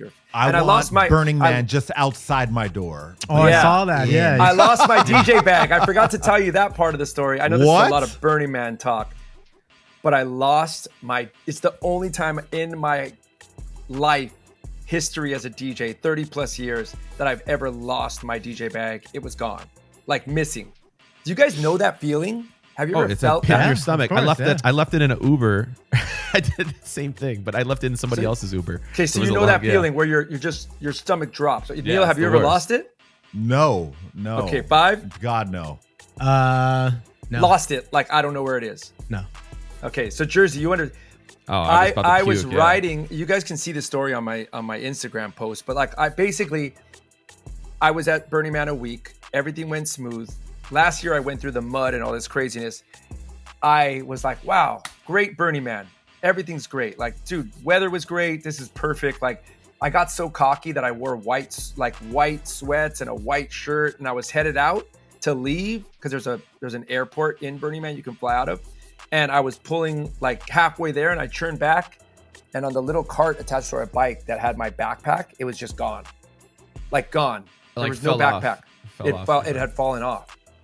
And long story short, I went on like an over 3-hour mission trying to search for it with a megaphone on the back of a bike, screaming, like looking everywhere. I had an air tag. DJs, put an air tag inside of your DJ bag. This saved me. I knew no one stole it. I just knew someone had it. I didn't know where. I just knew someone had it. Also at Burning Man, the air tag can't update because there's no reception, only spotty reception. So randomly I would get an update and I would race to that location and try and find it, and there was no one there. So it was moving until finally, almost like 3.5 hours in, it did a location. I'm riding on an e-bike, electric bike, getting there, looking all over, there's no one there, and then my iPhone alerts, your bag is here. And I'm like, it's like you lose your child. It's losing your child at Disneyland. It's losing your child at Disneyland. Like, that's what this is. You lost your child. So now I'm looking everywhere, and I'm like, fuck, my bag is here. Where is it? Finally, I turn, and this guy has my backpack on. And I look, and I run over to him, and I'm like, yeah. And he turns to me, and he's like shocked, right? I'm like, that's my backpack. He's like, Vice. And I turn, and we like start hugging, and he's jumping up and down. He was looking for me too. No shit. He was like, he was gonna give it back. Yeah, he was like, I'm on my way to center camp to drop it off at Lost and Found for you. I don't know who you were. I just was like looking in here, and I saw the tag said Vice. Are you a photographer? I'm like, no, I'm a DJ. And he's like, oh, here's your bag, man. So dope. Keep doing what you're That's doing. great, dude. Don't stop doing what you're doing. And then Don't he stop literally, I'm believing. walking away, and he literally goes, hey. And I turn around, he's like, you're healing people through your music. Keep doing what you're doing. And I'm like, what is happening right now? What is happening right now, dude? You just missed your flight and everything. Bro, You're like, just everything. And the guy gives it back. And he's like, here you go. Oh, and he did say, I did take something out of your bag. And I'm like, yeah. No. He's like, I saw you had some Tums in there. He's like, I took a couple Tums. I was like, bro, my stomach out here at Burning Man, bro. It's wild. You're So like, yeah, okay, man, that's great. Yeah, Shout that's to Dan the man at Burning Man. That was my epic story, and I'm glad I left the playa with. Shout out to Dan. I'm not sure if he yeah. listens to the podcast. But He might, dude. You never yeah, know. I don't know. Maybe Fucking Dan. Dan, we'll have fucking him. Dan. Yeah. So Burning Man, if you guys ever want to go, we'll dial it in. Might have to tag along with you. If you Earbuds. got +1. Earbuds, be a camp. Yeah, we'll have live, a camp. live from Burning Man. Earbuds. I will only go with Vice. Yes, sir. Yeah, we need to do a live one there. I'll have like Yeah. a steampunk mask. Oh man. In your tuxedo with your sweatpants on. Yeah. With Or my your great sweatsuit. sweatpants on, ladies. Yeah. Just kidding. Yeah. 5. You want to go ahead and So you went ask from Burning Man to Diplo's Run Club. No, How was there was that? a little some stop in between that. I went and played a bat mitzvah that we talked Oh, about. okay. So the bat mitzvah was in between the run club. So it went from a burn to a bot to a 5K. That's how. Burn bot run. Yeah, burn bot run. But the bat mitzvah, I think we kind of touched on some of that. Ken Carson. Right, I've only this. The other thing that I was gonna say is just the attention span short, man. For 13-year-olds, kids, yeah. They only want to hear a short piece of the song, and you're getting out of it.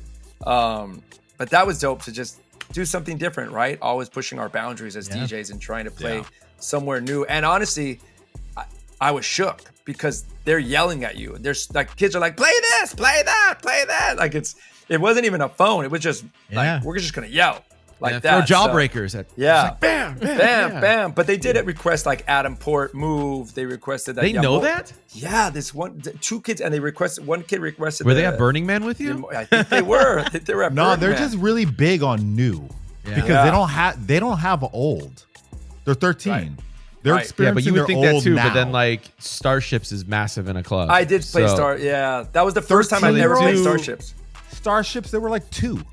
Yeah. So So bat mitzvah. so then from there, the next weekend was the Diplo 5K run, which was super fire. As DJs, like, dude, like you said, Diplo, got flack for Burning Man 1 year or whatever. Yeah. You can't front, dude. The dude's on fire. Oh yeah. No. I Crushing, wasn't right? bashing No, not them. you. But I'm yeah. just saying, like, it was incredible what they pulled off for that run club. It was close to 14,000 people that went out to run a 5K in San Francisco. I ran it with Diplo. We both took off starting line, finished the 5K in under 30 minutes. I'm looking for you.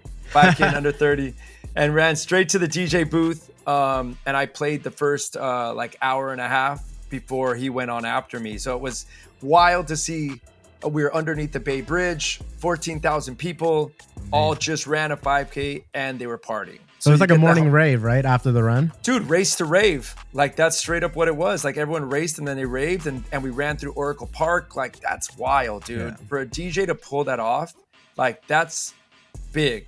That It's is smart big. on a branding side of things because like everyone's so health driven now, Yeah. but they also kind of like to go out and party. But then it's like, hey, but I still want to get up and run or People work were out in the drinking. morning. People Yeah, were but drinking. it's The like- bars but- were popping. But it's like it's cool because you get your run in, you get your exercise, and then afterwards you're like, all right, now we can go party and like let loose because you accomplished. It's like an accomplishment, like in back of your head. It's like, all right, I did something good for today. myself. Yeah, exactly. Now, You don't so feel let's do a guilty. bunch of Molly and drink as much beer as possible. So it's dope, man. And that set, look, from going to Burning Man to the bat mitzvah to the 5K, they were completely different sets, all three of them. I did play back on Serato for the first time in years at the bat mitzvah because I didn't know what was going to happen. That was the first time I actually got Serato back out, and I was like, I got to be ready. I was just like downloading, grabbing files, however I could get it. That's happening to me. I just did a private event and they were like, can you play some Bollywood music? And I'm like, fuck. Like, those things that you just don't normally have, but they book you because they expect you to have those records. And I think my next question I wanted to ask is like you've played from I've known you for probably 20 some years. And you were playing rock in a nightclub when I first heard you years ago. I think it was like Rhino or maybe Level or something. I forgot where it was in Chicago. But, you were playing rock to hip hop to 80s music and stuff like now. And then it's like, techno's now come back around. What are you noticing in like trends in music? You're seeing things come full circle, but are you noticing that like, I think like a dubstep, for instance, was something that people were like dubstep when Skrillex first, you saw dubstep in the 90s or a long, long time ago or whatever, late, early 2000s, then Skrillex kind of brought it back. And then it was just like, that's short lived. Are you seeing trends? Like, do you know what to jump on and going like, it's not going to last, I'll play it, but I'm not going to get too into it? Or what are you seeing right now, how music's coming back around? I just feel like everywhere is slightly different. Like when I played in Charlotte, North Carolina, I was like playing 135 BPM, like techno, like the whole time. And if I tried dropping down to like 128, I felt the room like flatten a little bit. I was like, oh wait, they want to go this hard the whole time. Like they're in it. And then, if I'm playing Miami at 11, I'll play some of the like hood hip hop shit that I want to play, like some Gunna or whatever it may be. And when I'm going into the house stuff, I'm more into the 126 lane of maybe speeding up the move record, like the HMC edit is actually really good because it speeds it up a little bit, right? Yeah. And playing that, and then playing like you know, like the kind of the, what is the other record that I keep playing like that? I basically just kind of like the Afro house lane of like maybe of style music. So it's kind of really across the board. I saw Guetta at Encore Beach Club play like 3 drum and bass tracks once, and I was like, oh shit, like, is this gonna have a wave for all of us? I didn't see that come. I didn't see it happen where I could throw in like a drum and bass record and it's gonna go off. I don't know if you guys ever caught that. Weirdly enough, we're getting like a scene of it now. Yeah. Oh, really? There's definitely a Out scene here. like out Yeah. out. Yeah. But in an New open York, format style, have you guys gotten away with it? I mean, we play like 75, 80 BPM records, maybe just here and there. Yeah. You can sneak it in, but The issue I feel is that in the United States, we never grew up with that, right? Like, whereas UK, they grew up with this style. It's always kind of been there a little bit. Always been there, It's never, yeah. yeah. For us, it's like a trend. Yeah. Yeah, and I do, like, the last time I played in Chicago at Tao Chicago, I love it because you can play straight hip. You can go like half and half, back and forth, like, which is dope. And you can play like real feel good house records in Chicago, and everyone's open to it because they're like, we grew up around this somehow. Like, we heard it in our area. It's in our DNA. I think it's in the like, DNA. I grew up on hip hop as a kid, and it was not, like, it was just kind of, that was for me. But everyone around me, if I talk to any other DJ, right, and I was like, yo, I'm on a DJ, and they're like, yeah, I'm like, Bad Boy Bill and stuff like, I'm like, and I didn't know Bill like that. I never listened to house music. So for me, I was listening to all the hip hop guys. So seeing that, like what you're saying, there's it's in the DNA of like a lot of people because their parents listen to it, and their parents listen to Daje and Green, like that whole Cashmere, and that whole world of house music and stuff like that. And like I think it's just kind of like you said, it's in our blood over here. Whereas I'm playing Atlantic City this coming weekend. Some of those house records that I would be able to get away with at Chicago, they're not going to work in Atlantic City. And I feel like you still would be like more big room, main room EDM music in Atlantic City. And you can sneak records around it, but they still want big energy. It's like freestyle though too. Freestyle music is regionally. Like, I feel like freestyle was kind of a regional genre of music that it was big in Chicago for us, but it was big in New York, big in too. LA too. Yeah. Vegas, so I think LA, it's I don't know if it's like trends or what, but I just feel like it's like everywhere is so different for me that I'm going and playing. But I will say that in open format, like if you're straight, like honestly, like talking to Neil or talking to all you guys and kind of hearing like, oh shit, the Chappelle Roan, like this can go there and this can go there. Like I wonder at times, like, will that work in a main Vegas marquee set, or would it just clear it out? Or it works better because that original version of a Charlie XCX sounds better in a smaller room with 150 people packed in there than a big room nightclub where it's like,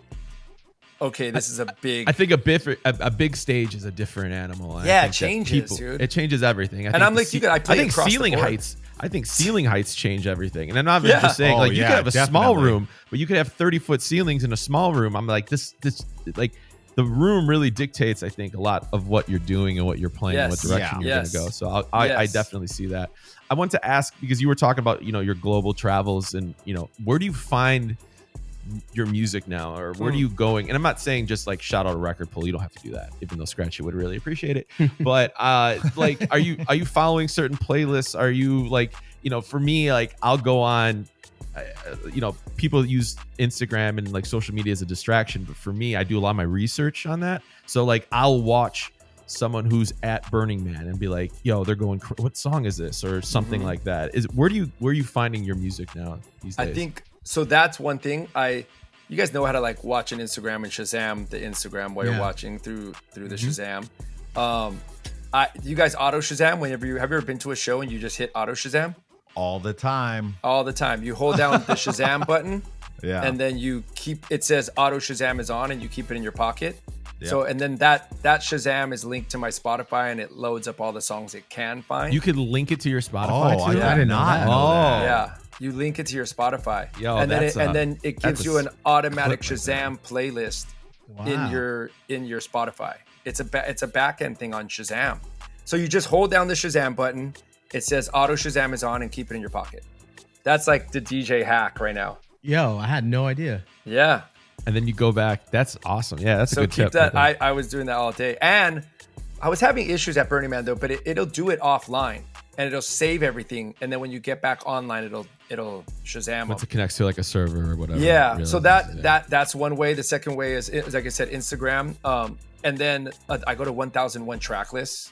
You guys go to that site? Yeah. And I check weekly. I do that weekly. Yeah, I check what other DJs are playing and seeing what shows are happening. And then then same like you guys, man. I hit up someone. I'll hit up someone and be like, "What are you playing out there? What's popping?" Like, and then I'll look at. Even though I do look at the Shazam charts, but I'm like, it doesn't really dictate what you would play in a club. I think. I think Shazam charts are waves. Yeah. Shazam, but you can't really base it on like that's what you should play. That's what just people are going. Either they love it or hate the song. They'll be like, "What is this?" You know. I think it's more of kind of like a discovery. It's not necessarily meaning that they're going to be playing it, but it could be on somebody's radar. Right. Well, with the Shazam charts, even if you don't really know it, you can always refer back to Spotify or YouTube to see what kind of analytics it does have. Mm-hmm. But especially when it comes to songs that you don't know. Also, you'll if it's like a city chart for Shazam, you'll also see waves of things pop up, like New York drill. Like you'll see one track, then you'll see like 3 tracks appear. Then you can kind of already be like, oh, drill is something I need to know about. Whether it's surface or you want to go deep bubbling into or it. something like that. Yeah. Well, I want to ask also, you not only DJ, but you're a producer and you've put out a lot of music over the years. And I think now it seems like, your new song and everything like that, you have more of a global sound or more mature, let's say. Not necessarily in your face, like banging it through, but it's definitely I think everyone could kind of a sound that's you can listen to it in your car, you can listen to it in a nightclub or whatever. How would you describe your sound today, and what direction you try to like make your music for DJ Vice? Dude, I mean, I think where I'm at in my career is that I want to travel the world and to places that I've never been. So I feel like I want to put out music that'll take me to those corners of the world. So with that approach, and just, I mean, all of us have pretty well traveled. Maybe not Jerzy. All of us are pretty well traveled. He likes Disneyland and that's it. I'll do Orlando gigs all the time. Just approaching it that way as well as like I kind of spoke on it a little bit that I have an alias project that I don't even like talk about, but like I'll let people find it on their own. And working on music in that lane will help me to bring me to those corners of the world. And I want that to just naturally happen on its own. Dude, legit, like last year going to Burning Man inspired me in so many ways to get back into music and try and work on music. But I do have an in-your-face banger with, it's not out yet, but with Mac J. So that's coming as well. Oh, wow. That was like another thing I wanted to talk about because like, the DJVICE brand is, I think you've always been an open format, type of DJ and you've played everything. So as a brand, do you ever think like, hey, this doesn't fit or this is out of the lane, or because it's so hard being Vice and then going, hey, like expect me, like, do I put a hip hop record? Do I put out a dance record? Like where do you find so like, you've put out a pretty good catalog of just almost everything. Would you say to this day you still try to go that, or do you try to focus it now more into one lane? Yeah, I think, because if you go back and listen, like of maybe World Is Our Playground, like one of the first records I put out was like straight EDM, that was on my 2010 vocal bangers. Yeah, that was 2010 bangers. Big shout out to Mike Taylor. Mike Taylor, man. Mike Taylor. To like putting out like a Jason Derulo or John Bellion and like got to touch like pop records and then also like, and then I did like a Piñata record, which was like a straight hip hop record with like Bia and Cap G. But I feel now like more than ever where I'm at, it's like pop records don't resonate with me unless I'm listening to with my daughter that much, So I think it's like, oh, hi, Bob. Is that I truly like playing like, feel good, soulful, touch my heart house music that it's going to bring me to places in the world that I actually can let a song ride for like over 5 minutes and be like, wow, like this is the journey. This is like where I want to take people, instead of like whipping through records so fast. Yeah, it kind of gets irritating after a while. Yeah, big shout out to 5-minute records, man. I miss those. Yeah, dude. You got master the art of Rapper's delight. Dude, anytime I get to play a house set, I'm like I feel so much like it's just, you don't have to jump up and down. You just kind of like, you don't have to scream on a microphone. It's like completely a different And show. if you play Afro House, you can play for like 10 minutes. Oh, dude. Yeah. I love You're you using have the a bathroom a conversation. few times. Bro, you can have conversations with people. You can eat a snack. Like, that's what I'm talking nice, about. man.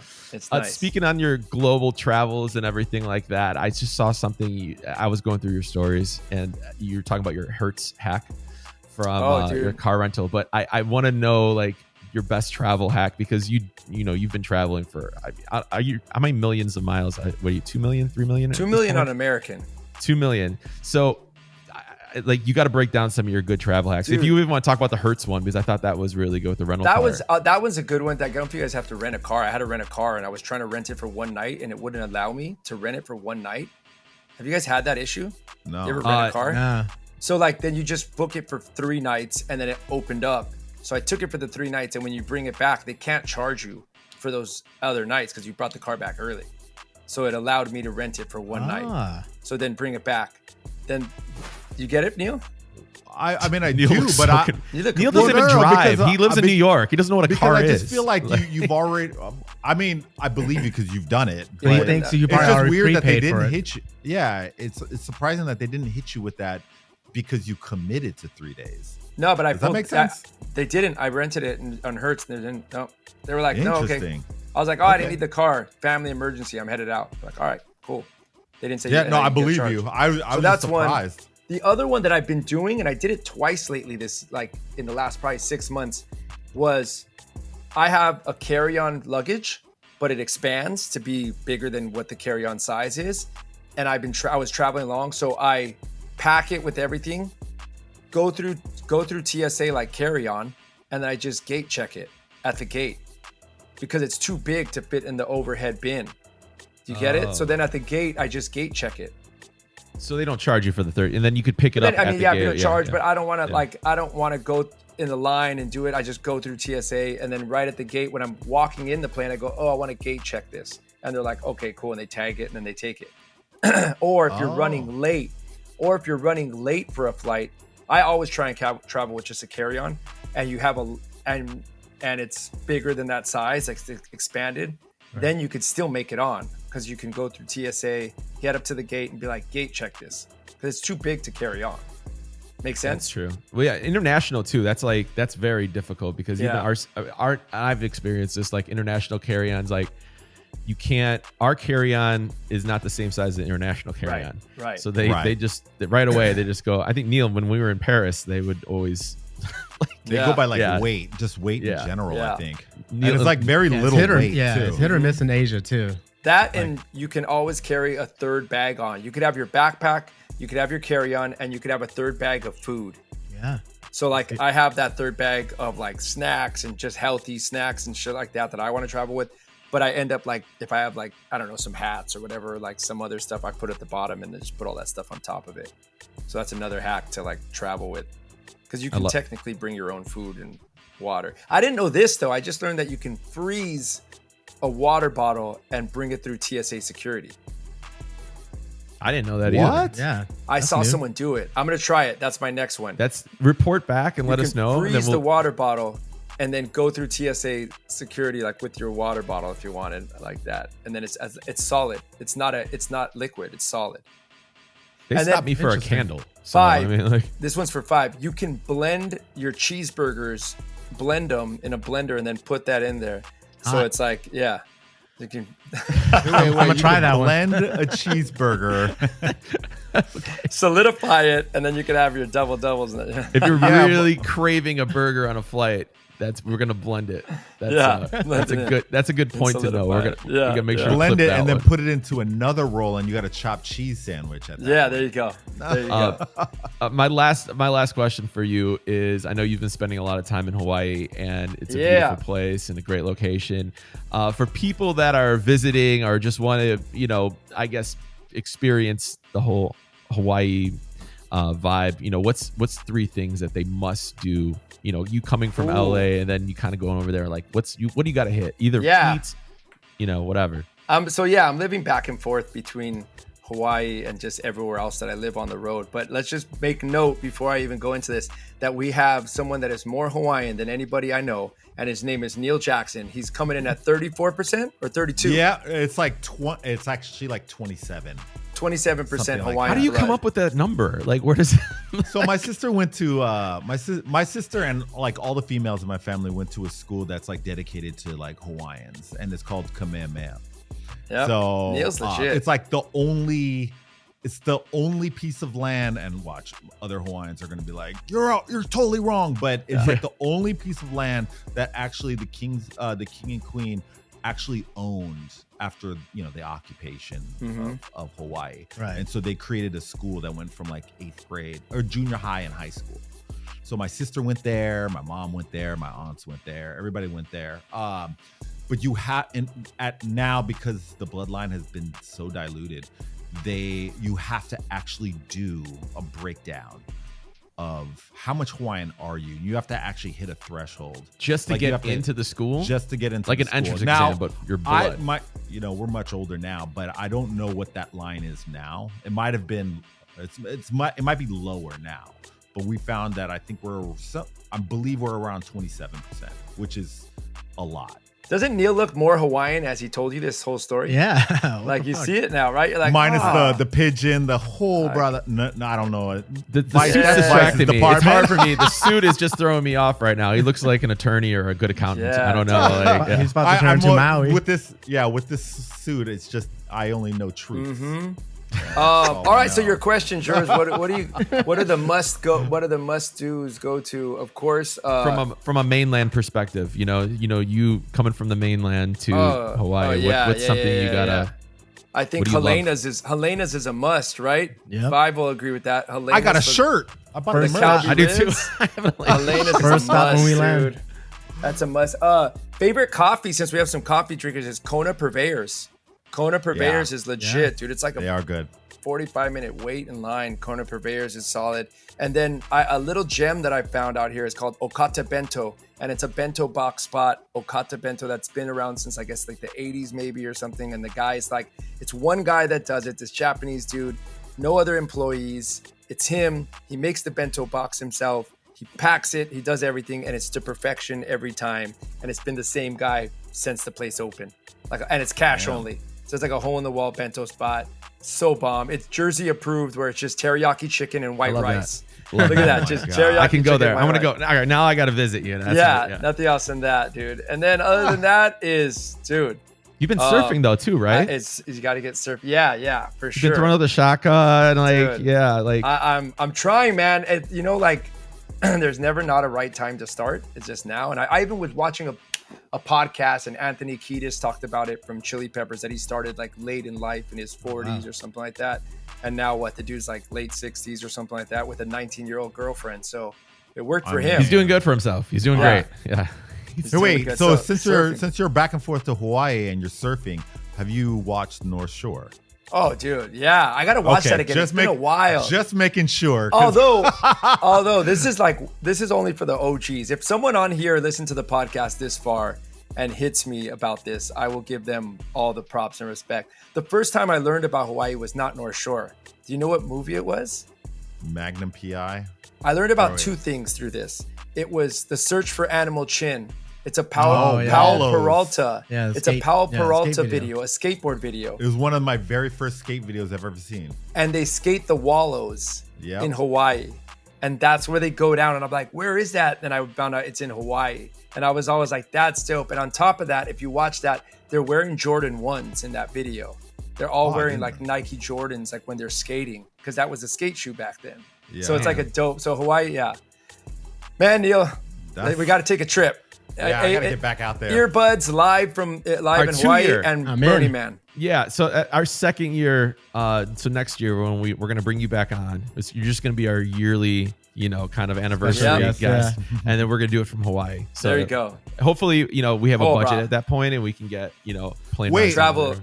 Another thing, if you're learning how to surf, have you done North Shore? Or are you? No, I'm not You're ready for sticking. that. You're No. holding, That's holding gnarly. back a little I'm bit. sticking to one to 2 footers. 1 to 2 footers. Yeah. 1 to 2 footers. We're not ready. Okay, I for just all had to that. ask that. No, nothing like that. But I will be ready for tandem where I can get you on the surfboard with me and we'll go back and forth. I'll be there for that. That'll be hot. I That'll would be love hot. to see this. Yeah.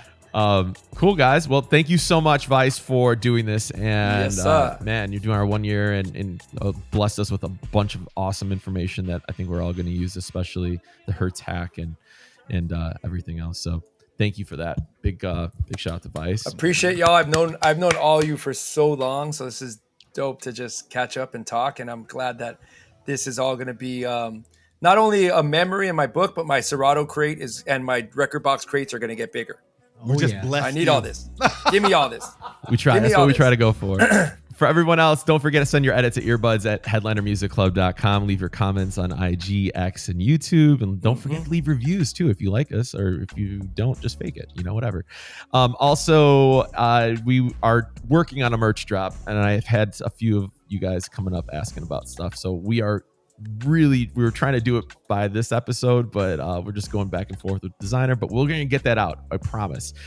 Thank you to, of course, Vice, Scratchy, who is still there. And also James, who does an amazing job clipping all of our episodes here. And then 5, you got a playlist you want to plug? Got a DJ5's playlist on headlinermusicclub.com. Go stream our records on all streaming platforms. Go down them again. Lollipop is out now. Go download on SoundCloud or headlinermusicclub.com. Or buy them. Or buy them. Or buy You them. can buy music. Yeah. Or Yeah. buy them. On Beatport, Apple Music. iTunes Music. You can do that. You can buy it on that too. And we have our own playlist on Spotify. So everything that we went over during the show, like Vice was saying, and all the songs that people were dropping, you're going to be able to find that on our Spotify playlist. And then Fourth Meal, shout out to Fourth Meal Podcast. Make sure you take a listen. I think Deluxe is in the background, or he was. We're recording a new episode right after this. So I'm Nice. back-to-back podcast today. There you go. Damn. Cool. Well, thank you guys, and thank you everyone for listening. And we will see you next month. Yes, sir. Later.